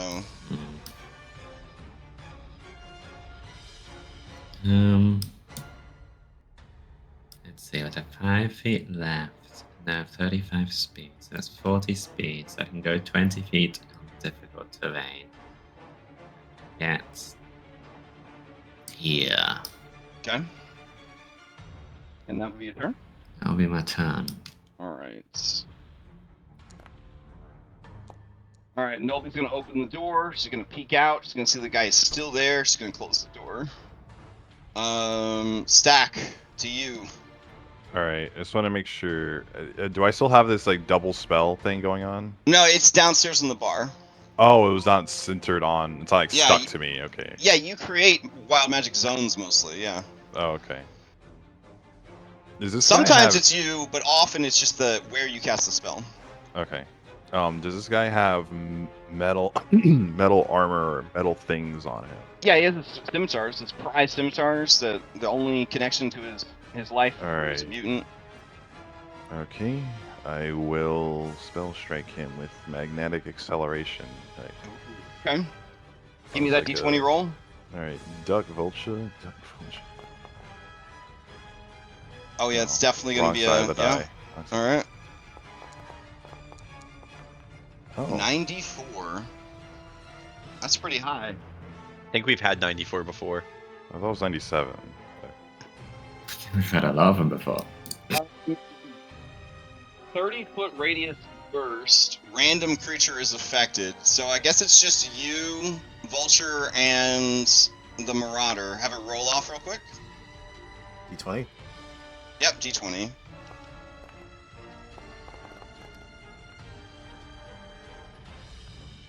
So, alright, looks like the Spellscar Marauder has had the effect occur to them. Nothing seems to happen. Oh, Okay. okay. Suspicious. All right. Zach, Okay. All right. So keep going.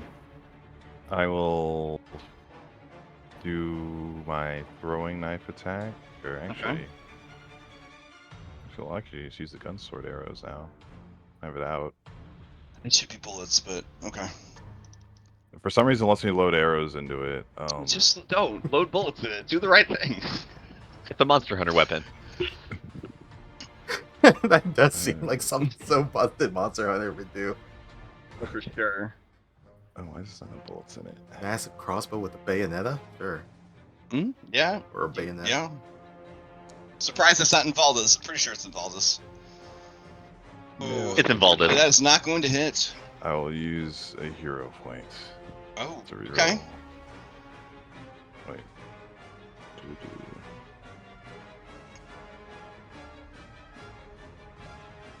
Oh wait, reroll. Oh, not. No, go not ahead. not that. Just a regular reroll.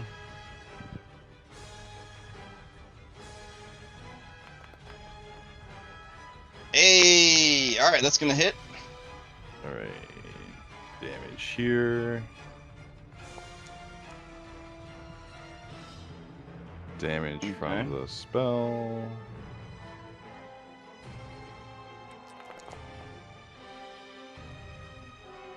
Oh my goodness.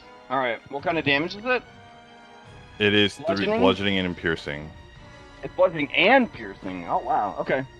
All right, so it's resistant to bludgeoning, but it will take the piercing. What's the significance of him having metal? Could he not be targeted unless he did? Oh, or- it's I get a +1 to circumstance bonus. Oh, okay. All right. So let's see. It will take Full damage from that, and then it will take some damage from that. They're all considered one type of damage, though, coming in. So he only explodes acid all over your ally once. There you go. Go ahead and give me a reflex save, Vulture. This is acid with a critical failure. Oh, there you go. This is nothing. It's nothing to you. It's nothing. All right. Anything else from Stack? That's it. All right, Vulture, to you. The Marauder looks at you and says, "Finally, an opponent worthy of whatever it is I am becoming." Oh, fucking A! Why couldn't that have 20 have waited until now? All right, what do you got? Fuck. Alright, 2 actions for Hunter's Aim on him. Okay. Believe. That should have been the 20! All right. So So you upset. hit him for regular damage. He's resistant to bludgeoning, so it will come in as piercing. So he's gonna take all of it. Yeah. Ooh, and all right. Let's see. But since it came in as piercing, it's gonna explode acid all over you.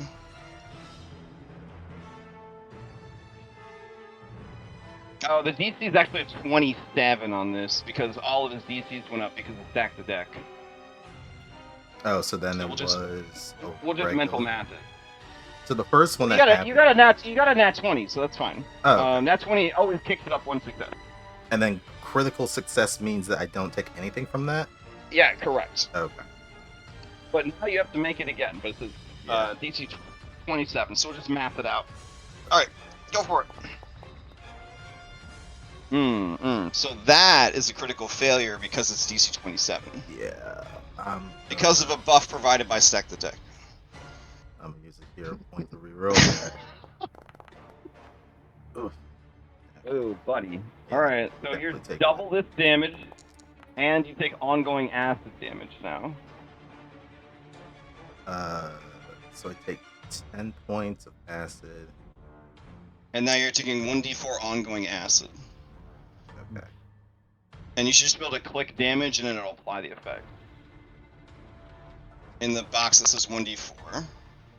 There you Okay, go. I see. Alright, what else you got, Vulture? Reload. Yeah.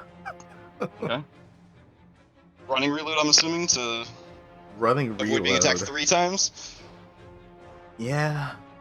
Yeah. Yeah. Yeah, put stack in between you. There you go.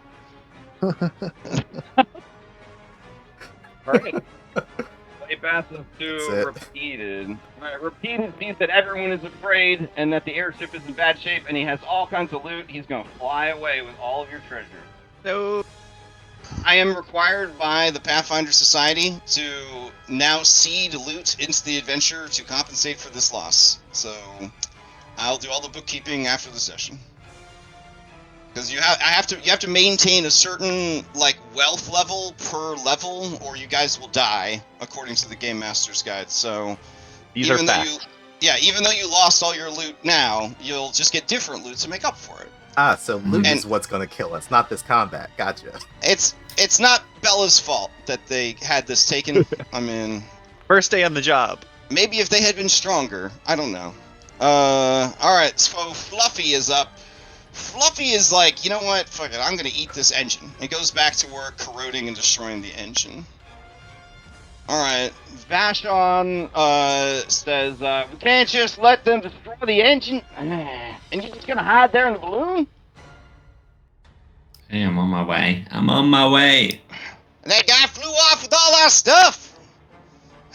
Just things, Vashon. I say to grit my teeth. Damn, I was gonna say, he's like, damn, coming from discretion, that's really meaningful. Like, oh my god, wow. He says, you're right. And he's gonna, I don't need to hold on to any of this shit. He's gonna drink one of his elixirs of life. I mean, my backpack did only have like a bedroll and a crowbar or something in it.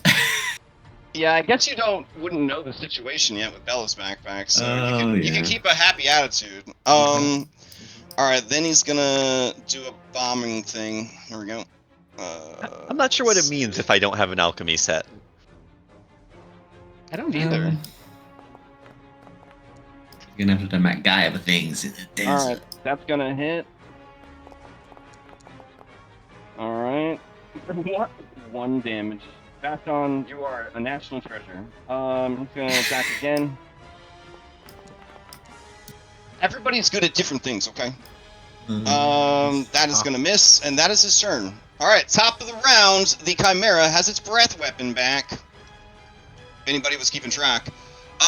Another series of attacks will tear open the hole that it has made in the balloon ceiling, and it will have access to the tasty interior. You guys see it up above.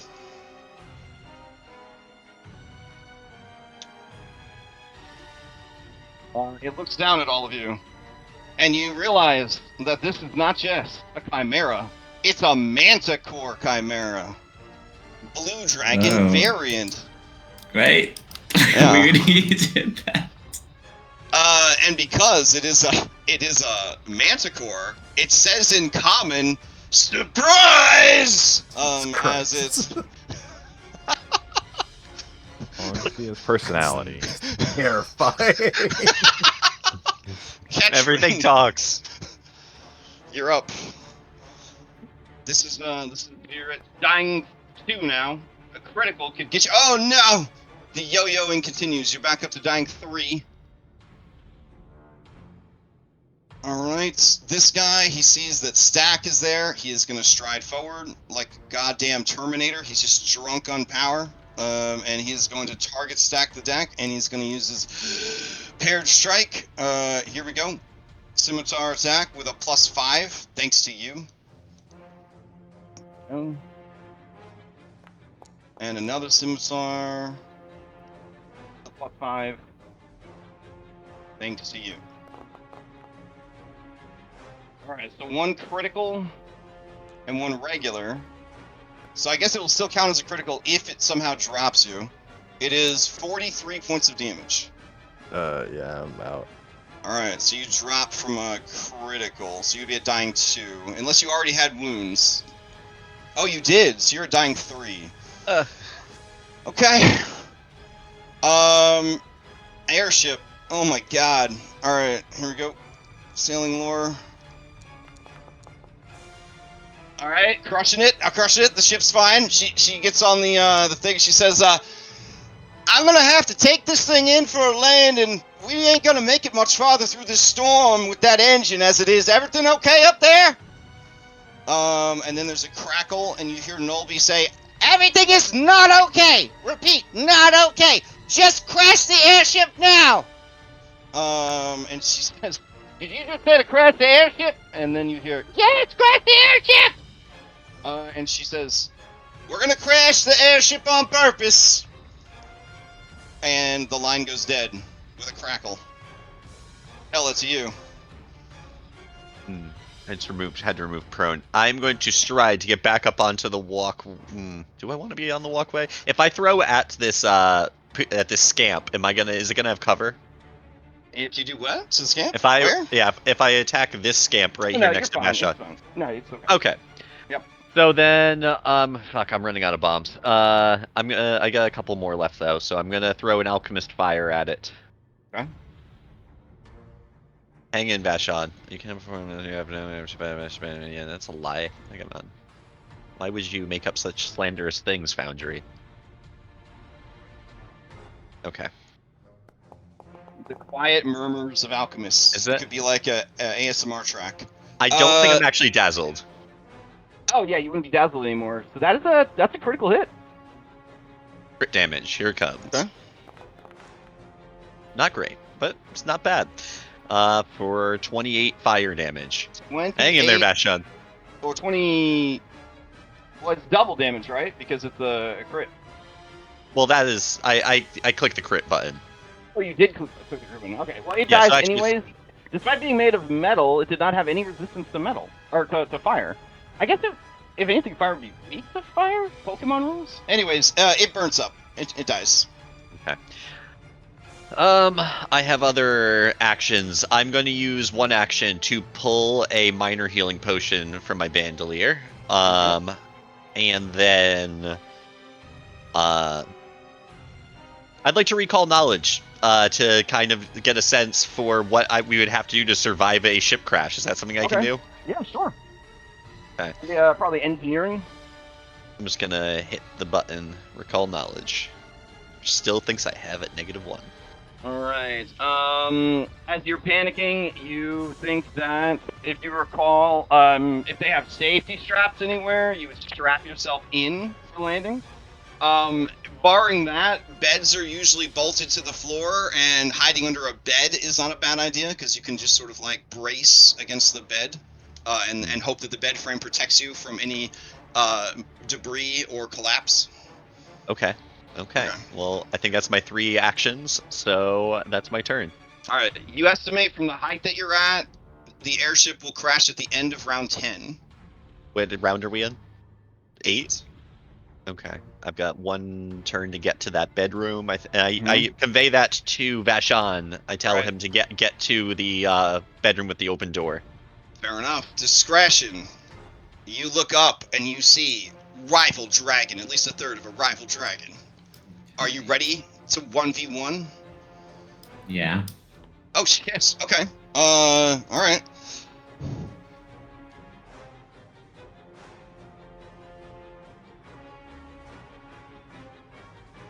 Okay.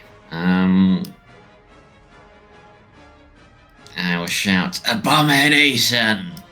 Oh. That's it. Okay. Because I gotta make it not eat. Gotcha, I think. I'll go here. All right. As you scream abomination, the goat head looks hurt. The dragon head looks disdainful, but the lion head says, "You speak at me?"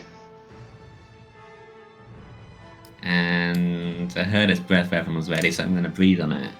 Maybe okay. I'll breathe in this useless direction instead of at something important like an engine. Oh, like you guys are having like a breath weapon like showdown. I will lose that very hard, but it Okay. might just eat catching as a thing.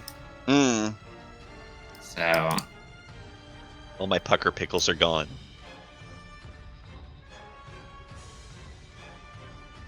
let's do this. All right, that is a wide ass brother. Let's do it. Yeah. This is gonna be embarrassing, but you gotta. You don't know.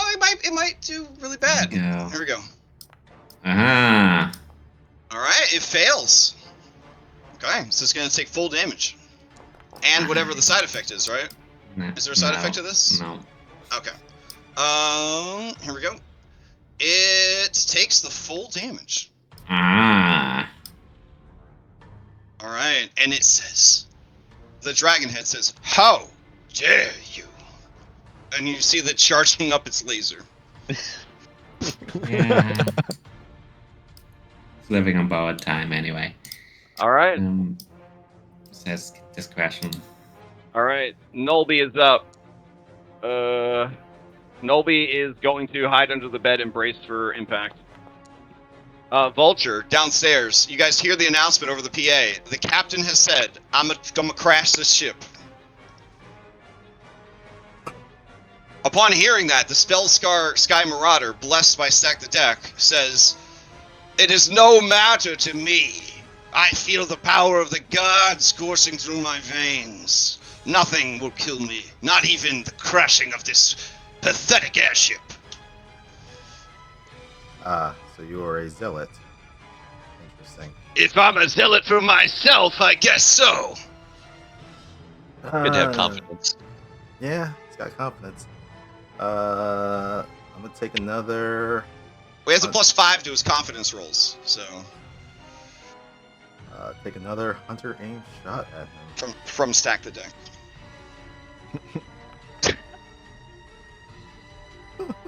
It's like your child, Stack the Deck. Yeah, everything this guy does. This is what I'm supposed to tell people when they buff each other. Everything this guy's doing, that's you, Stack. You're doing that. I hope that's right. Is that right, Dr. Robinzoro? Am I doing it right? Alright, so give me a damage roll. Fade. Yeah, no, my crit threshold is super high. Oh, that fucking 20, it still pisses me off. Alright, he's gonna take that 9 damage because he wants to bleed all over Stack. So Stack, here's acid pustules for you. Ah, Give me a reflex save. Oh wait, you did get a reflex save in Pathfinder 2, even though you're out. Because, I don't know, instinct, question mark, fate, player agency. I'll Okay. use my, It's a DC 27, so you failed, but you didn't critically fail. You may I'll just use want to my take. cat's luck. on this Okay. one. Yeah, let's see if I could. Trying to hit a 27 here. Oh my god! It's a 24. Okay, Oh. so yeah, it doesn't hit the 27, so it's still a fail. So you would just take damage. Which would kick you up another dying. So that would put you dying 4 and kill you. You've been killed by Vulture. Do you die or do you have a hero point? I have the 1. You want to use it to not die? Yes.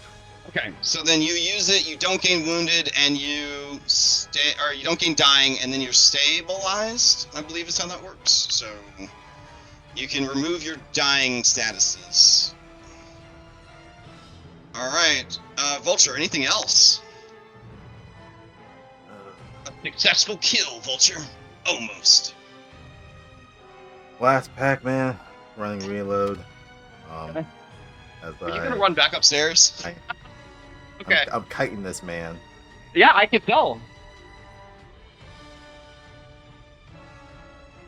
Oh, fuck. Alright. If you go upstairs, a Manticore is there, a Manticore Chimera, and the dragon head looks over at you and says, "Do you mind, sir? We're having a breath weapon duel." I think a bit of a moment here. Oh, All right, not that's to your get. turn. I still have a couple of feet of movement, but not to get in Uh-huh. the way of your duel. There is an individual coming after me that says he is the strongest thing on this ship. I just keep moving. Oh my god. The goat head says, "What did he say? The strongest thing on the ship? That would be us!" And goes to repeated Spellscar. He is flying off, he's eating pickles, he's having the best fucking day ever. Alright. It's kind of satisfying as the DM to have a bandit actually successfully bandit something. All right, you hear an explosion from the engine room, and the ship lurches hard to, now that this engine's completely out, to the right, this way. And if Phoebe can't make her check, that is the direction everyone is going to start being forced, as the ship is being forced into a barrel roll. All right, Vashon is going to. He looks at you and he says, "You gonna be able to make it?" Yeah, get in the room, get under the bed. All right. Oh, hey, Vulture. Oh my Vashon. God. I'm gonna be under the bed. All right. And then it's his turn. He will take out another healing potion just in case. All right. Top of the round. We got to roll to see who becomes a brilliant shining beacon of light. 7. 1, 2, 3, 4, 5, 6, 7. Discretion. You become a shining beacon of light. This makes the Chimera even more angry, and it says, "Now you have the audacity to flex on me." And stretch my wings Oh, dramatically. it's so mean! Alright, it's going to use its breath weapon. And I'll critically succeed, I'm sure. Oh, if you do, you get a hero point. If you critically succeed on this, you get a hero point. Alright. Well, Okay. I'm gonna eat one of the fan spurs. What? Is everyone okay with that? How many do we have? We have 3. Go ahead. Okay, damn. Go for it. Well, Ooh, so close. Ooh, that's a success, but not a critical success. So you would take half of this damage. Holy shit. That's not too bad. 30, that's not too bad. I am dead. Alright. Well, It lets Stay out... dead. It lets out a hearty laugh. And then, let's see. It will... 2 spikes from its tail at either 2 different creatures or a single creature. So yeah, Vulture. It's a manticore. It's going to fire tails from its butt. You know, it's tail, not its butt. That'd be weird. Alright. If the manticore targets 2 different creatures, these creatures must be within 20 feet of each other, and strikes a super strike. This has only 1 strike for the manticore's penalty, and the penalty doesn't increase until... Oh, wow. If it fires both strikes the same creature, it makes a single attack. If the attack hits, deals the damage on a single spike, but the target is pinned in place. Render it immobilized. Oh, that's cool. So you'd only take 1 damage, but you'd also be immobilized. Okay, so here comes the spike. So is this similar to those the Marauders? It's doing 2 attacks with 1 action. It is, but in this case, since you're a single target, it's doing 1, but it gets an extra effect on it. But it burns 2 of its spines. Manticores only have a certain amount of spines per fight. Yeah. Yeah. At least that's... Alright, so And it's... I targeted discretion, but it was supposed to be you. So Yeah, I don't know why I targeted 27. discretion. Okay. Here's the damage. Or maybe I didn't. Maybe it was something else. Let's say target vulture. Okay. Oh. So Are you up, 14 Vulture? piercing damage, and you are immobilized. I am not. I had 11 hit points. Oh, no. Alright, so your corpse, sorry, your body is pinned to the gangplank, and it would be an effort to get your body free. A single action athletics check can pull the spike out of your body. Holy shit. Alright, Katrin. You are at dying 3 again, so let's make this check. Catrin. Not sure if they wandered off or... Oh, no, they're there. No. Alright, do you want to do hero point to reroll? And then, if that doesn't work, hero point to stabilize, yeah? I only have the 1 hero point, so I will just stabilize. Yeah, just stabilize. Alright, so you stabilize and are not at any dying, but you are unconscious, essentially. Yes. Alright. And is tied to the balloon. And is tied to the balloon. Okay. So I guess you'd be immobilized against the DC that tied you, which would be a 16. Alright. Spellscar Sky Marauder is here, and he is going to attack Stack. No, Stack is dead, right? Stack is Okay. stabilized. All right. Oh wait, would this guy loot? No, he's drunk on power. He's drunk on power. He's not gonna loot. He doesn't need material things anymore. Saw me He's run for up the thrill of the Alright, kill now. as he steps up, he sees the Manticore. And the Manticore looks at him, and he sees how resplendent he is. And this guy sees the Manticore, and he looks at Vulture, who's unconscious, and he sees the Manticore, and he's going to start flying. So he's not going to fight it, but he is going to start flying, because as long as he's flying, he can access his super move on his next turn. Cool enemy barrel that we'll never get to see. Okay, so that brings us to Stack. Saving throw. You are also... No, you stabilized last turn, right? So we just skip your turn. Okay. Alright, airship check. Here we go. Oh my god. Come on. Alright, so she got a nat 1. So the airship begins to just barrel roll, like, out of control. So I need everyone to give me acrobatics or athletics. If you are unconscious, then that's not going to make much of a difference. If I am pinned to the ground, does this matter? Oh yeah, you can't move. Good for you. And same with Ketron. Okay. Let's see. So this might be beneficial, Bella. You would get sent over this way. That's perfect. But the problem is, you would be underneath the catwalk. Not perfect. Alright. I don't think I can give you negative without you disappearing, though. Yeah, but you're basically over there. Okay. Vulture, your body doesn't move. These guys are flying, so they're not affected. Discretion is on a, like, hill, so you would just sort of fall into the crack between these two balloons.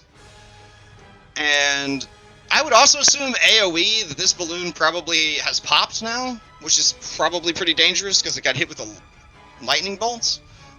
So hopefully it wasn't flammable gas is now pouring out of the balloon, which is contributing to the very bad situation here. All right. And then down below, Stack, you would just get jostled down the hallway. Okay. That's it. Bella, it's you. Okay, well then can we come to some agreement on what action? Get back up here. That's fine. But it is one. You're fine. One you stride didn't get action? prone either. Yeah, one stride action. Is it all So like 1, 2, and then you're climbing up here. So 3, 4, and 5. So you'd be where you Sure. are right now with one stride. I'll accept these terms. Okay. I continue to stride to here, and could I, like with discretion, heal Vulture around the corner if I were to go into this room? Yes. All right, then I take a step into here. I can still see him, and then with the potion I have in my hand, I'm going to administer a minor healing potion. Okay.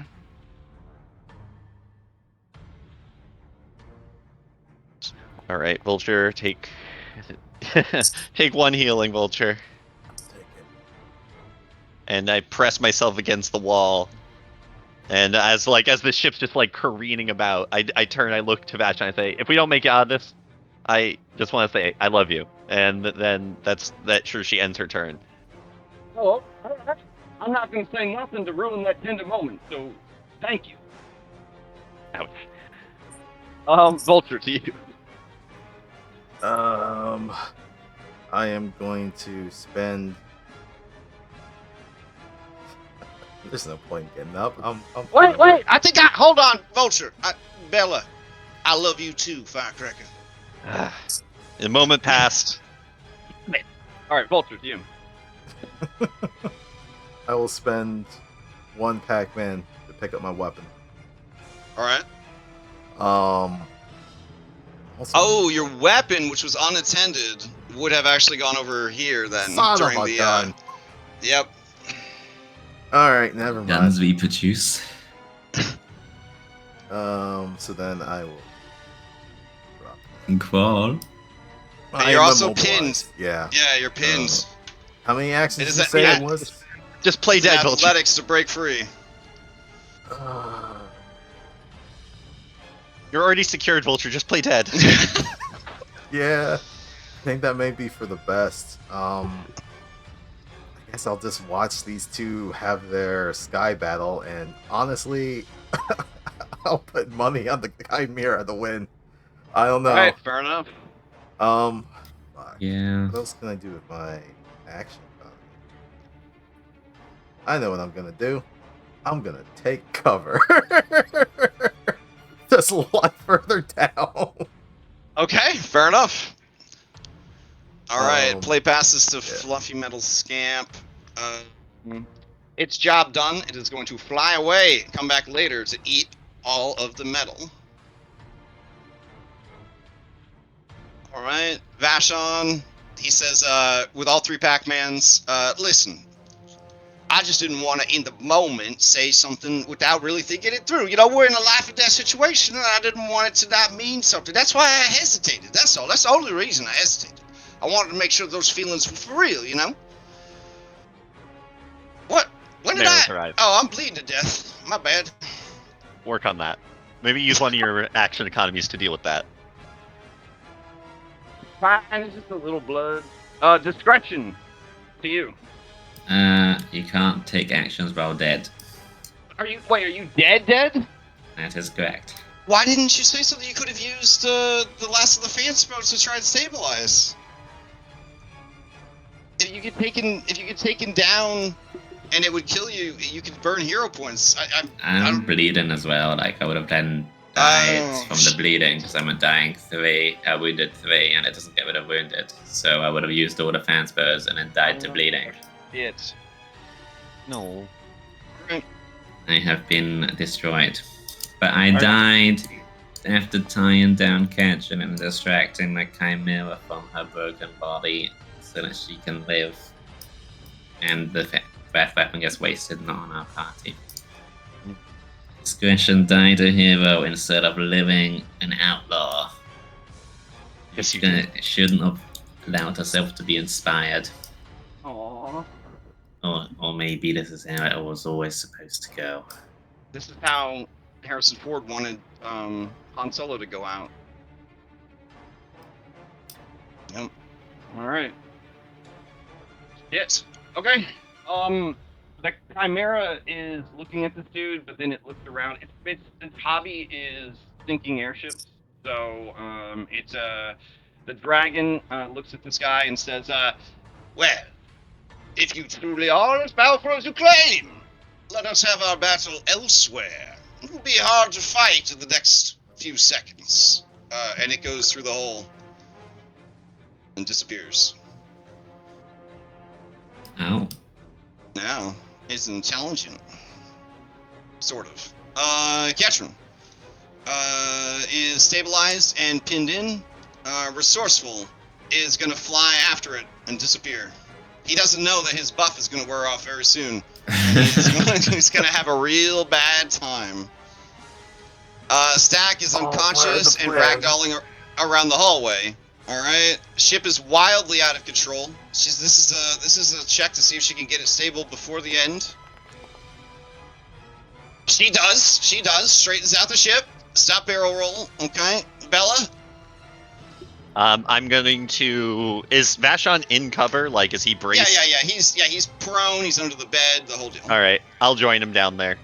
Okay. Hold on. Could I get? I can't really save Vulture, I don't think. Or at least maybe him being pinned down is for the best. Yeah, so I'll just take out another healing potion and scrooge down under the bed with him. Okay. All right. Nolby, Vulture.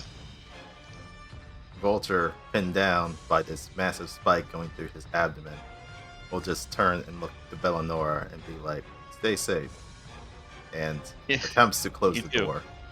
All right, you close the door.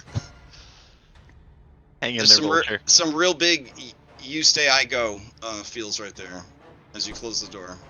All right. Fluffy Scamp has already left. Other Scamps have all been killed. Vashon bleeds out. Let's see. Recovery. Man, someday he's going to die from this bleeding damage. And with that, The ship begins to wildly jostle. Alarms are sounding. The hole that was punctured in the balloon starts to widen and tear open. The popped balloon, making a horrible kind of whoopee cushion farting sound, just blows Discretion's unconscious body around. Everything that is not nailed down is shook and jostled by all of this. And as you guys slam into the earth, you can give me a fortitude or reflex save. It's going to be a basic save against some crash landing damage.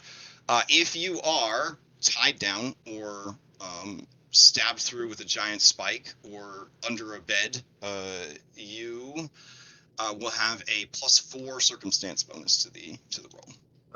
Even if we succeed, do we still take damage? And because it's basic, you'll still take some damage. Okay, well, it doesn't matter. Then I am at 1 hit point, so I will go out. You might critically succeed. You could. That's true. Alright. I will. The DC is only a 20 because they made a good check at the very last second there, stabilize the ship. Can I? All right, Can I do Ketron reflex critically save? succeeds. Can I do a reflex save while I'm immobilized? Yeah, you just have a penalty to it.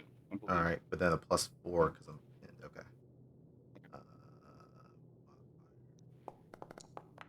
All right, so it's 4 bludgeoning damage coming in at you at the end there.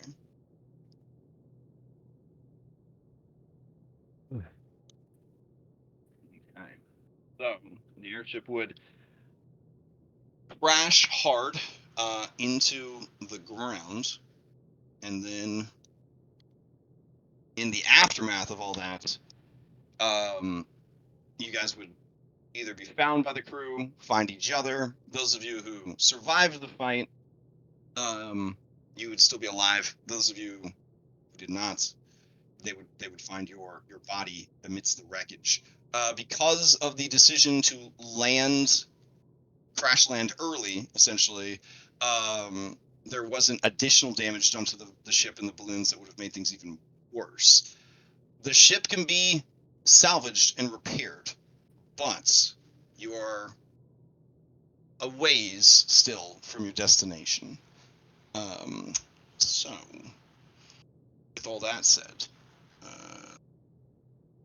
some different music.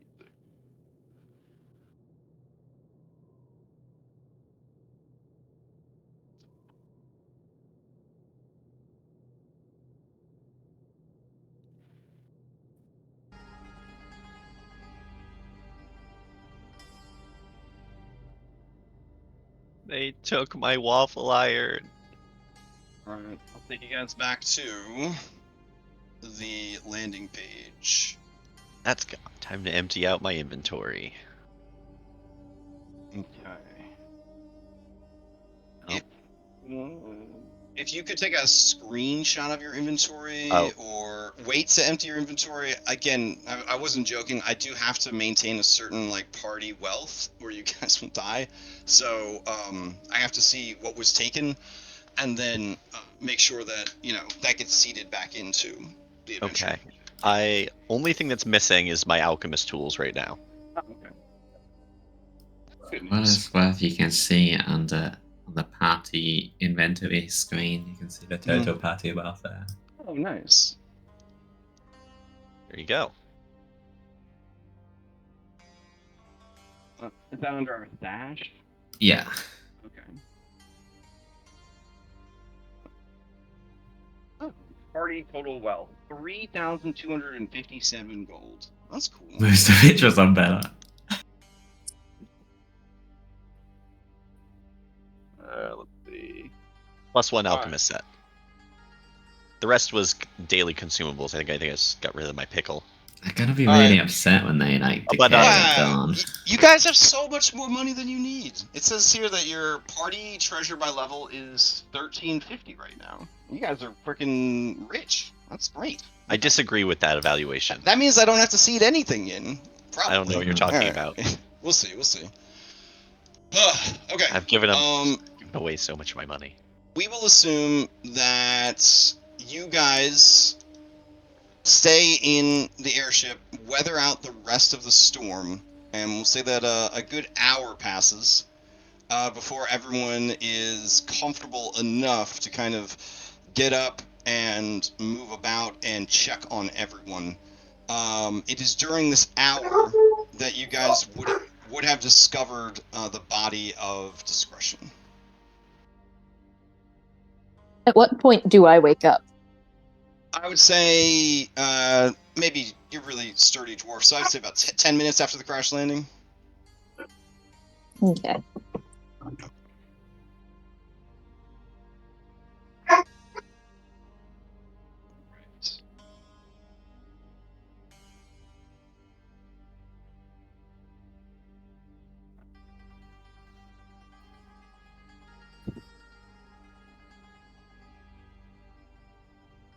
Okay. So I will leave those of you who survived to sort of sort out what do you do now? What do you do next? Kind of thing.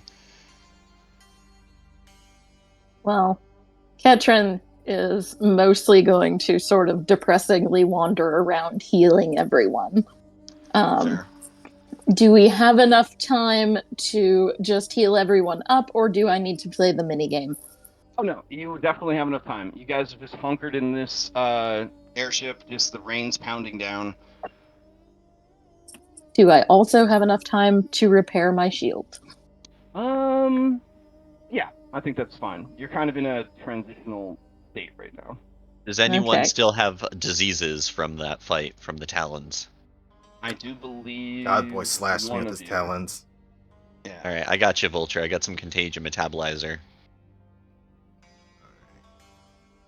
All right. Seeks out toxins in the bloodstream, attempts to purify them into humors. The body process naturally. When you drink this elixir, attempts to counteract check with a plus 11 modifier to remove the highest level of poison or disease.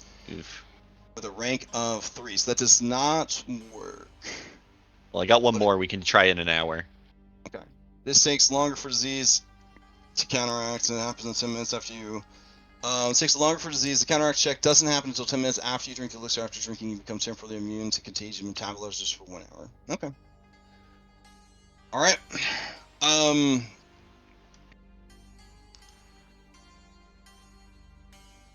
So, Depending on how bad the wreckage is, am I able to find my gun again?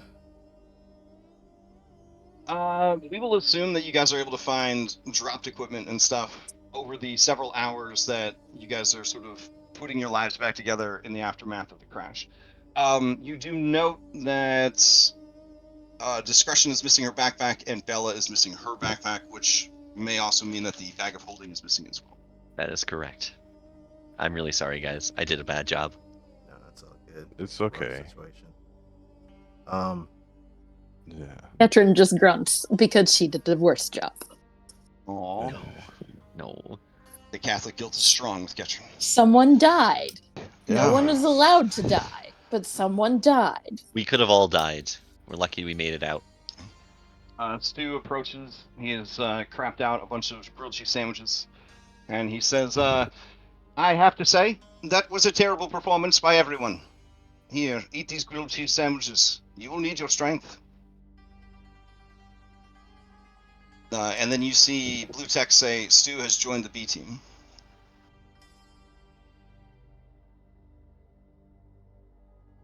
All right, well, we need to evaluate the damages and see if we can get this thing back up in the air.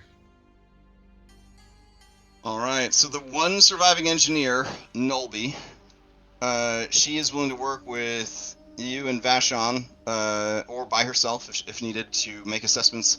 Farrah Winslow will also be assisting with that as well. So between the 4 of you big brains, you are able to assess the damage. It is pretty bad. However, Farrah says, well, y'all are headed to... I mean, where you headed? I would assume that being a religious site of the Bryites, there's gotta be some supplies left over, yeah? If I gave you a list, could you keep an eye out for that stuff? How far away are we right now? Oof, that's real hard to say. based on where we went down, we weren't getting good readings from the flight deck with the storm and everything. Could be 2 days, maybe more. By foot? I mean, by foot.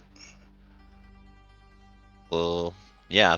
We can definitely seek supplies there if that's what it's going to take to get the ship back from the air. But if it's, big sheets of metal, I don't know how we're going to drag them across the desert exactly. But we'll figure out something. Maybe there's. Well, we have backup supplies. It's more like the fiddly bits that are going to be an issue. Okay. We'll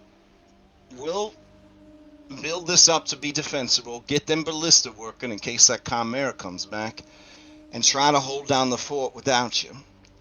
Then, if anyone's feeling brave enough, we'll send excursions out to try and find any other ships that may have been knocked out of the sky.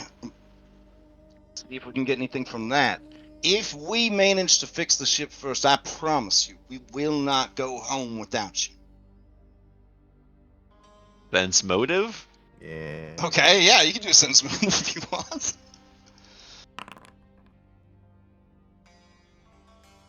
I mean, after everything you guys have been through, never. Vulture, never. She'd never leave you behind. Not after all this. Okay. Yeah.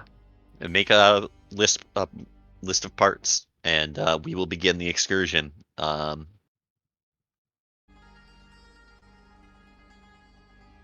All right, so yeah, she will get you a list of parts. They say airship quest item on it, and she hands it to you. Thank you. Yeah. What do we do about discretion? Bury her. We should.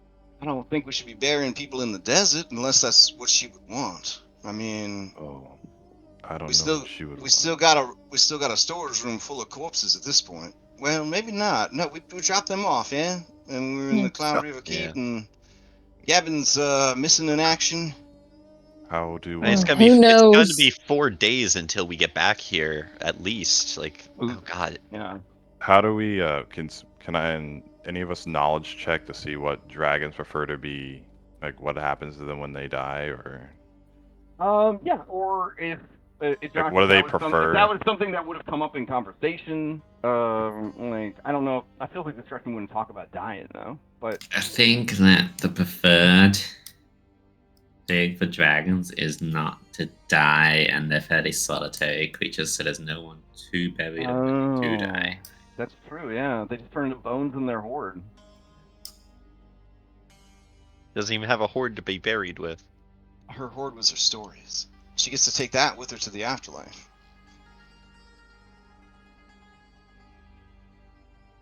I think the We main could thing was burn her. not being chopped up for parts. Yeah, okay. If we burn her, she can't be chopped up. Right. Okay, Yeah. so you guys have a funeral pyre for discretion as everyone takes stock of their situation. Yeah. Okay. Stack looks beside himself. He is not happy.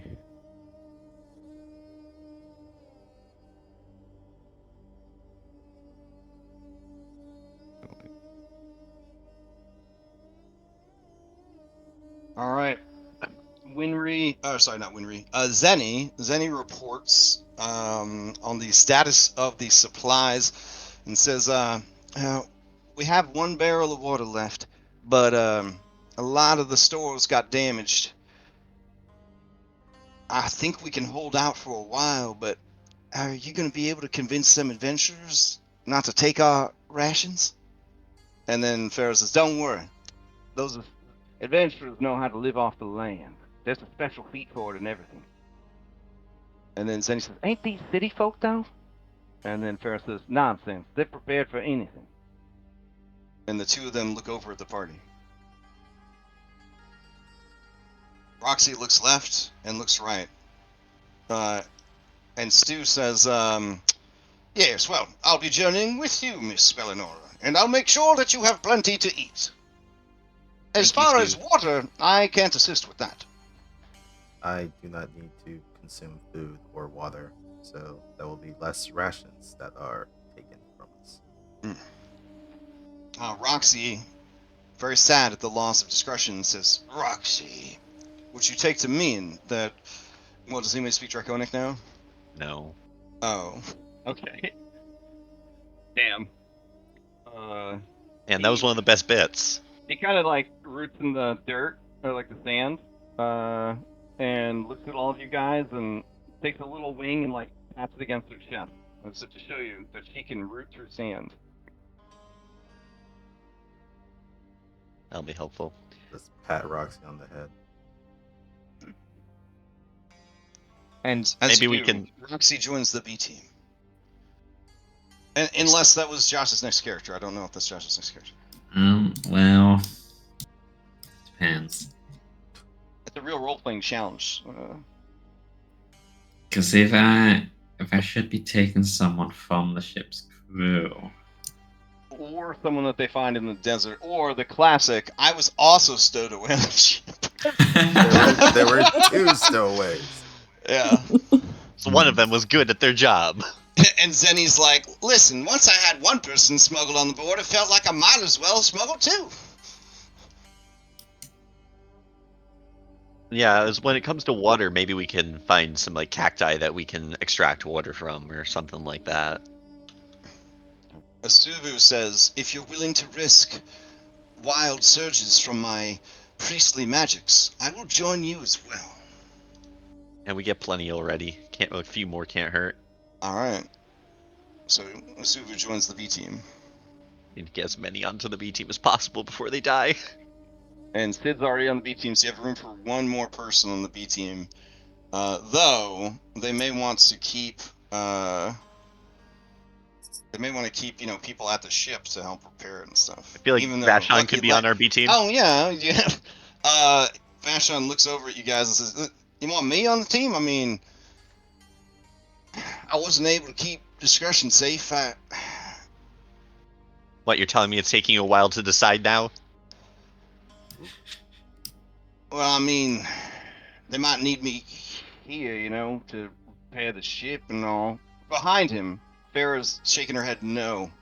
And she mouths to you, please, take him, please.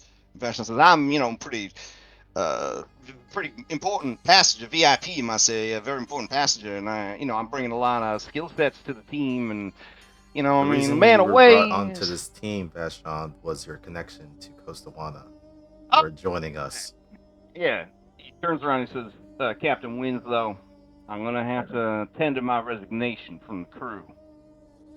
My heart is pulling me into the desert waste. I got to keep an eye on my very good friend, who told me right before the airship crashed that she was in love with me, Bellanora the Savvy. I'm going to go with her to keep her safe from all harm. And also find my friend who's causing a lot of problems. You see, Vashon joins the B team. ... For now. Your heads-up display. All right. So, desert exploration.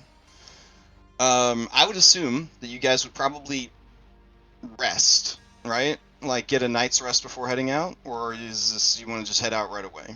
The desert is very hot during the day, very cold at night. Chances of storms and wild magic storms happening.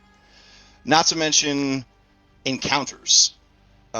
With your guys' collective knowledge of the Mana Waste, you've already done your research, so you know that includes gun giants with guns, mutants of assorted sizes and abilities, flesh-warped horrors coming from the north, undead horrors coming from the south, abandoned living war machines from the ancient battles that tore the land asunder, dinosaurs, mutated dinosaurs, dragons, mutated dragons, and probably elemental creatures related to fire, earth, and air.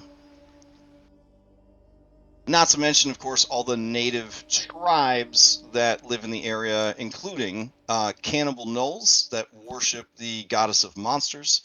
There is a tribe of gosh, there's like so much. There's so much out here. But mostly, when you guys are thinking about it, it's the giants, the ogres, and the gnolls that are going to be the biggest threats. I think that we should wait a night. I have no more resources. Agreed. Yeah. Set out first thing in the morning. All right, fair enough. And everyone can heal up and remove their wounded. Oh no, I killed everybody. Hold on, I hit the wrong button. Hold on. There we go. All right. Can I get another check against that disease, right? Yeah. Let's see. It's a full day, so it wouldn't come around until tomorrow. Oh, But you I mean can- with the ampule? Yeah, Yeah. definitely. With the metabolizer, here it comes. Yep. Hey, That looks good. all right. You have lost an opportunity to be a robot mutant. Oh my god. As if we don't have enough problems. All right.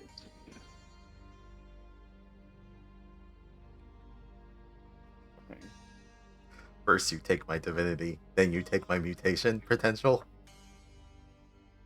No, All just good. kidding. It's all good. And Eleonora, I assume that your investigation is finding the Cradle of Quartz. Sure. Okay. for simplicity's sake, everyone, If you can bullshit that you are assisting with this investigation, you gain that benefit.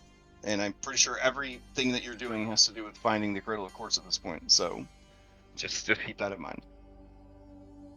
Oh, all right. Josh, do you have something locked and loaded, or do you need a week to come up with something that you want to play? I have the chassis, but it'll either be thaumaturge, as in not kineticist, because sometimes people get it mixed up.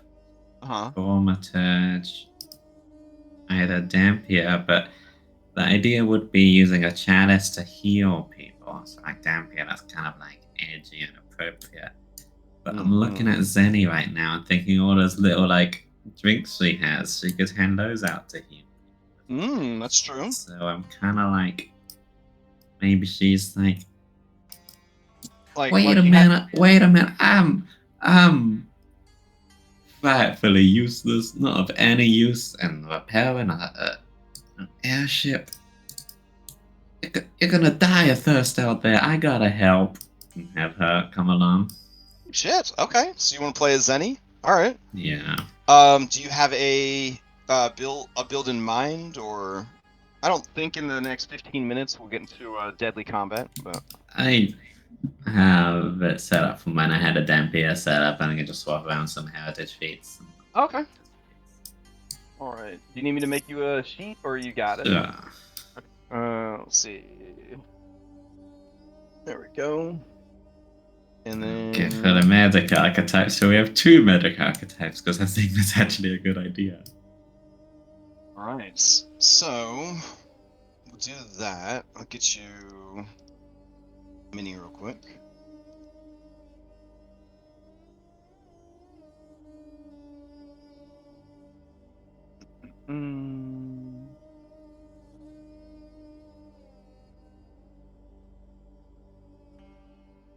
Okay. So while you are building that out, your fellowship, as it were, gets the necessary sleep they need and are joined by Zenny in the morning, who insists that she will come with you because she's not helping at all around here, and she wants to, wants to keep you guys going so you get back with them supplies. Mana Waste claimed too many of her customers recently. For guests. I have an unfortunate question that I have to ask. Sure. Did they take the collar of the shifting spider from discretion? It was worn by discretion, so I would say no. Like, they took her backpack. Yeah. Would someone want to wear that? Because if so, I could provide them with the necessary mutagens. What are your options for mutagens? I don't even know. I'm gonna post this. This is what discretion's been getting, and it increases their armor. Although it might not for you because you use a shield. But there are yeah. other things that I could make for you that would give you a little boost. I'd have to look through them, but Grandma Bane, I'm into it. Well, that sounds awesome. And I have a bunch of different. I'll have to see what's good for discretion. I mean, for Ketrin, but So I do have. I might. Sorry. I might not get it because I wear armor. It says if you're wearing Right. armor, you still yeah. So calculate your bonus. Drakeheart Yeah. might not be the one for you, but I think Yeah. there is something that would scream Ketrin. Okay. We'll figure it. I'll figure it out between the weeks. Yeah, there's so many mutagens. There's got to be one that would be handy for just about any situation.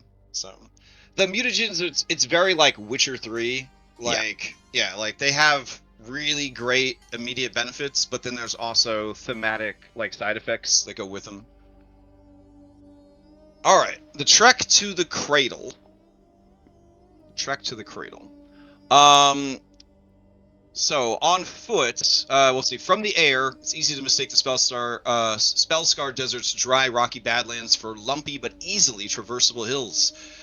But on foot and up close, the wasteland is a tangle of dry riverbeds, jagged basins, and small but steep mountain ranges. Fields of hoodoos, rock columns naturally carved by flash flooding or mana storms, punctuate the arid landscape. Dust devils are common, with less common flash floods following just about any amount of precipitation. So I guess that would be this morning because there was a storm last night. Let's see. I have camping rules. I don't think we should use them, but if you wanted to see what camping rules were like, we could use them. Otherwise, I would just assume that you guys set up for the night. We just use the standard like raw like camping rules, which is figuring out a watch order, and then it's the perception of whoever's on watch, and the passive perceptions of the people who are unconscious, which I think has like a -4 penalty or something if you're unconscious. From what I understand, unless something is really good at stealth, it's very hard for them to sneak up on a party of adventurers who have set up a proper watch. So that's good news. Let's see. You guys have food taken care of with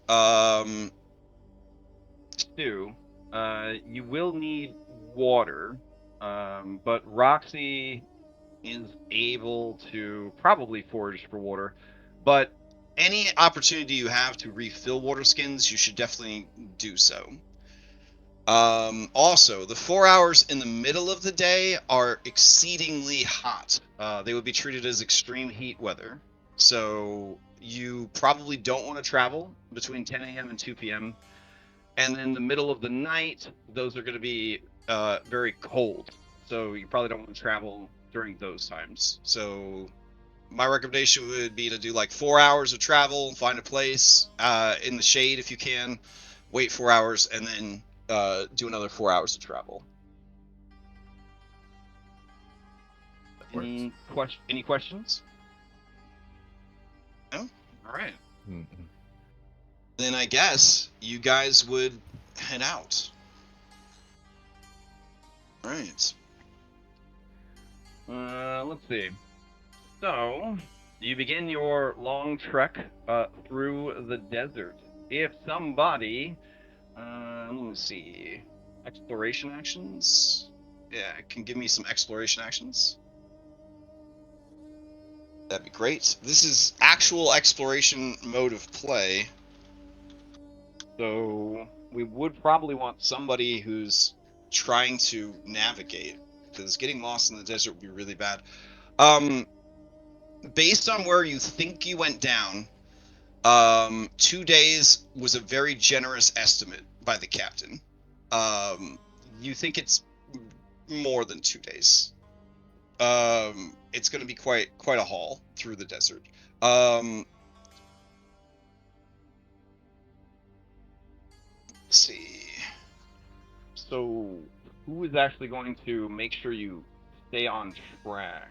I guess you would copy down the map as well. So one of you should have a rough map of the Spellscar Desert, and then reading a map out in nature is it's not society out in the nature, right? Survey map, expansion, right.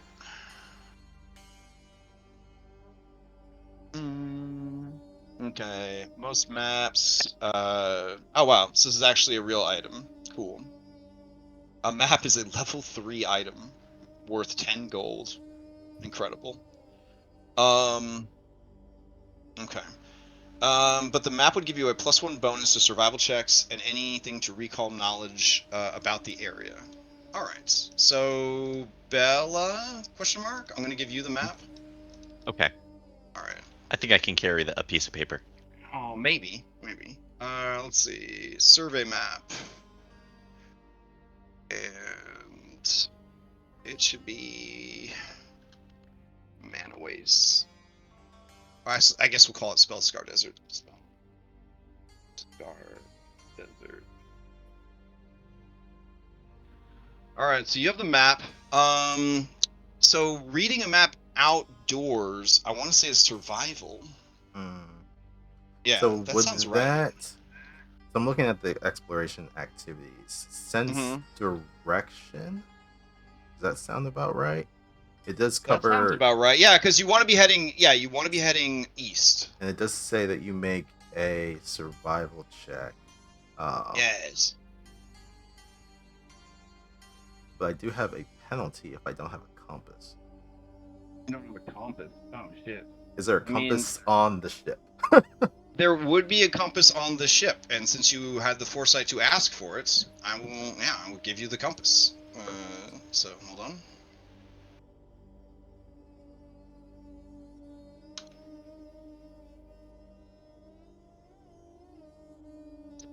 You now have a compass. Man, this game thinks of fucking everything.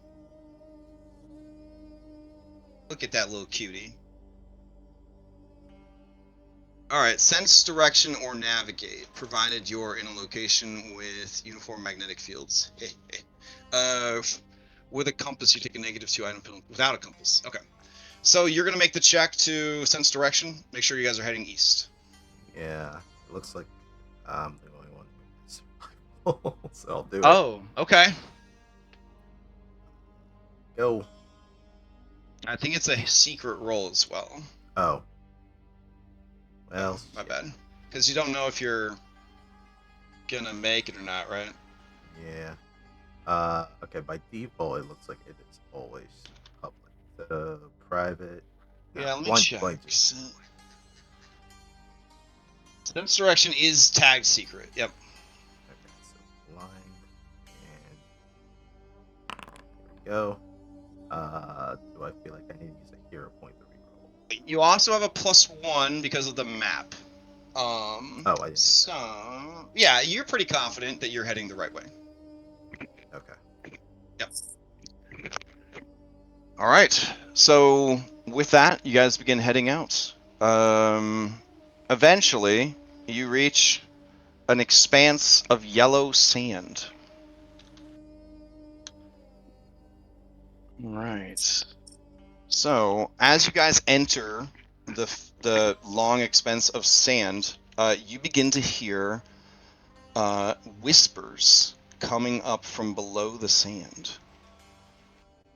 As a quick thing, I can show Ketrin, this is the one mutagen that I have that I think might benefit you. It's called the War Blood, and it keeps you from dropping your weapon.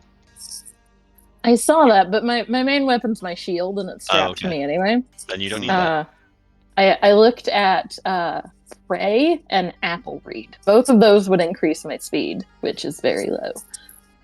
Oh, I did take Apple Reed. I thought that one was interesting because it makes you a size bigger.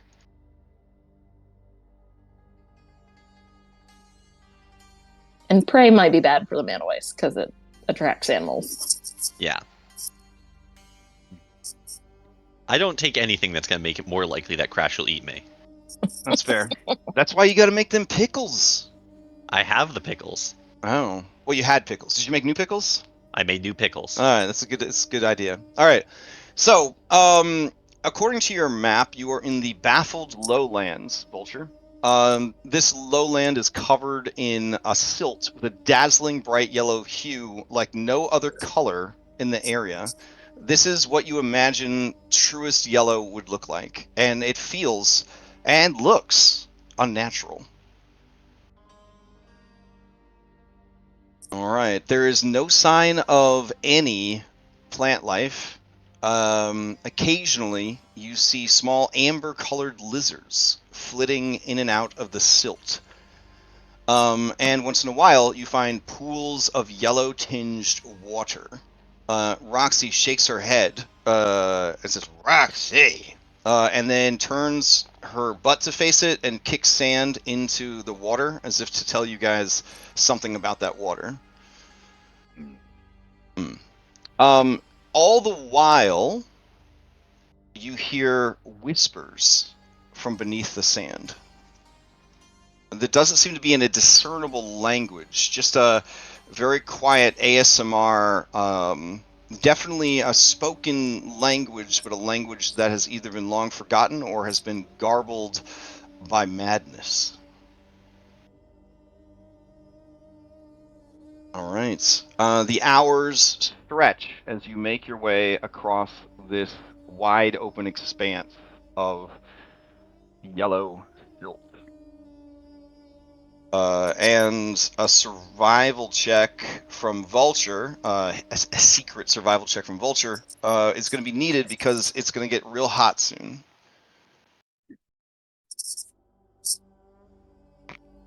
This does add the map to it as well. The survey map. Yeah, you'd be a +1. Yep. If it's low, I will hero point it. Okay. You do manage to find a hoodoo. It's kind of jutting proudly from the silt. It is also the same unnatural yellow color as the rest. It will protect you some, but when the sun is at high noon, it will not provide any shade. But it'll at least give you some protection if you guys keep, moving around the pillar. It's better than nothing. I feel like I have an ability that gives me resistance to hot weather effects. If you do, that'd be very good. I remember reading that somewhere when I was making Bella. I'm not sure if that was a feat I had to take. I think I got it with the fire resistance. Yeah, extreme environments. Yeah. So basically, the heat from this does cause actual fire damage, as well as fatigue, which is the big issue, right? Because then your exploration actions get shut down. So we are at time, and Josh is building new character, and so we will stop with you guys reaching this hoodoo in the middle of the baffled lowlands, hoping that the shade that it provides is enough to survive the heat of the day. I guess far off in the distance, you can see through the heat haze and the sandy winds, you can still see the smoldering smoke of the airship wreckage. And that's where we'll end the session for this week. All right. So, next week is Easter, but we have already voted to play on Easter weekend, so we should be fine. No interruption of service. What else? Oh, one of my Curse of Strahd games might be ending sooner than I thought. So I thought I'd just put the feelers out there. I am going to run in that Thursday spot, Crown of the Kobold King. It is a level 1 to 6 or 1 to 7 adventure. It is about the town of Falcon's Hollow, which is it's like a real dirtbag dungeon town. And they are always having dungeon problems, and they're having problems with kobolds. As written, it's a very classic adventure of heroes come to Dungeon Town, and they go to dungeon, and they kick the shit out of the dungeon, and that's the adventure. But when I was reading the adventure, the author was like, but what you could do, which would be really cool, is if everyone played as kobolds and they want to take the dungeon for themselves from this rival clan of kobolds. And that was actually kind of dope. So if I can find enough interested people, I'm going to run Crown of the Kobold Kings Kobold Edition, where you are the 5 most upstanding and talented kobolds of your small community of refugees. Your ancient dragon having been killed by adventurers, you were told to flee with her only egg, which has now hatched, and you are raising it to be your new dragon boss. And this is the continuation of Extra Life. It's like if Extra Life had an actual like storyline campaign. Yeah, it's kind of like that. And so yeah, you'll have milestones every level that revolve around the dragon wanting you to do stuff to increase its layer, its influence on the area, and that kind of thing. Because Falcon's Hollow is full of super racist humans that hate kobolds, the town is also a dungeon. So you have 2 dungeons: the actual dungeon and the human town, which is a dungeon. So double dungeons. I'm pretty excited about it. It sounds like it'll be a lot of fun. Tom Cardos, he got all the town maps covered, and then the Pathfinder community is super duper extra. So somebody already did an entire Foundry VTT module of the adventure. So that's already done and prepped and ready to go. I don't know when this would start, but it would be on Thursdays, and I just want to put feelers out for it now. And there's no more Cyberpunk. Strength of Thousands Session 0 is going to be on the 2nd of April, and then the game will start on the 9th of April. Does anyone else have any announcements before we adjourn? No extra announcements. No. Okay. Alright. Fair enough. Then I leave you guys to it. Enjoy your Saturday, and next week we will cross the Mana Waste. Find the Cradle of Quartz. Save Kosawana? Find out what he knows? Wrap up this mystery. I mean, we're only in book 2, so there's still a lot more to do. But How many books are we'll there? see. 3. 4? There are 3 3? books. Yeah. I believe at this point you are not halfway through. When you walk in the front door of the Cradle of Quartz, you will be at the halfway mark of the campaign. And that is also your next milestone, is walking in the front door of the Cradle of Quartz. Gotcha. So it's just a couple of days through the desert, and you gotta level up. No problem. Question: in terms of like starting gear, then just a normal level 5, or?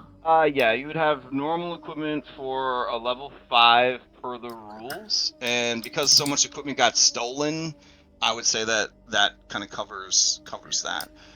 If you want to do the whole party a solid and spend some of that money on a bag of holding, I would allow it. So, or that if one of you had been affected by that wild surge that affected the God Marauder, you wouldn't have to worry about it because it turns your stomach into a bag of holding permanently. So that before that guy was killed by a chimera, he got to experience godhood and what it was like to have his stomach turned into a bag of holding. Yeah. If only it could have been me. Can't have your stomach stolen. Yeah, it's a permanent effect of the bottomless stomach spell. Which is kind of rad. Anyways, I am sorry for your loss. I actually have had custom content in the Mana Waste for you as a dragon. I'll still run it in your memory. And we'll see what happens next week. Go kill some Nexans. Yeah. Okay. Talk to you guys later. Yeah, thanks for running. Her bits are Bye. safe now. Bye. And thanks everyone for tuning in. Catch you next time.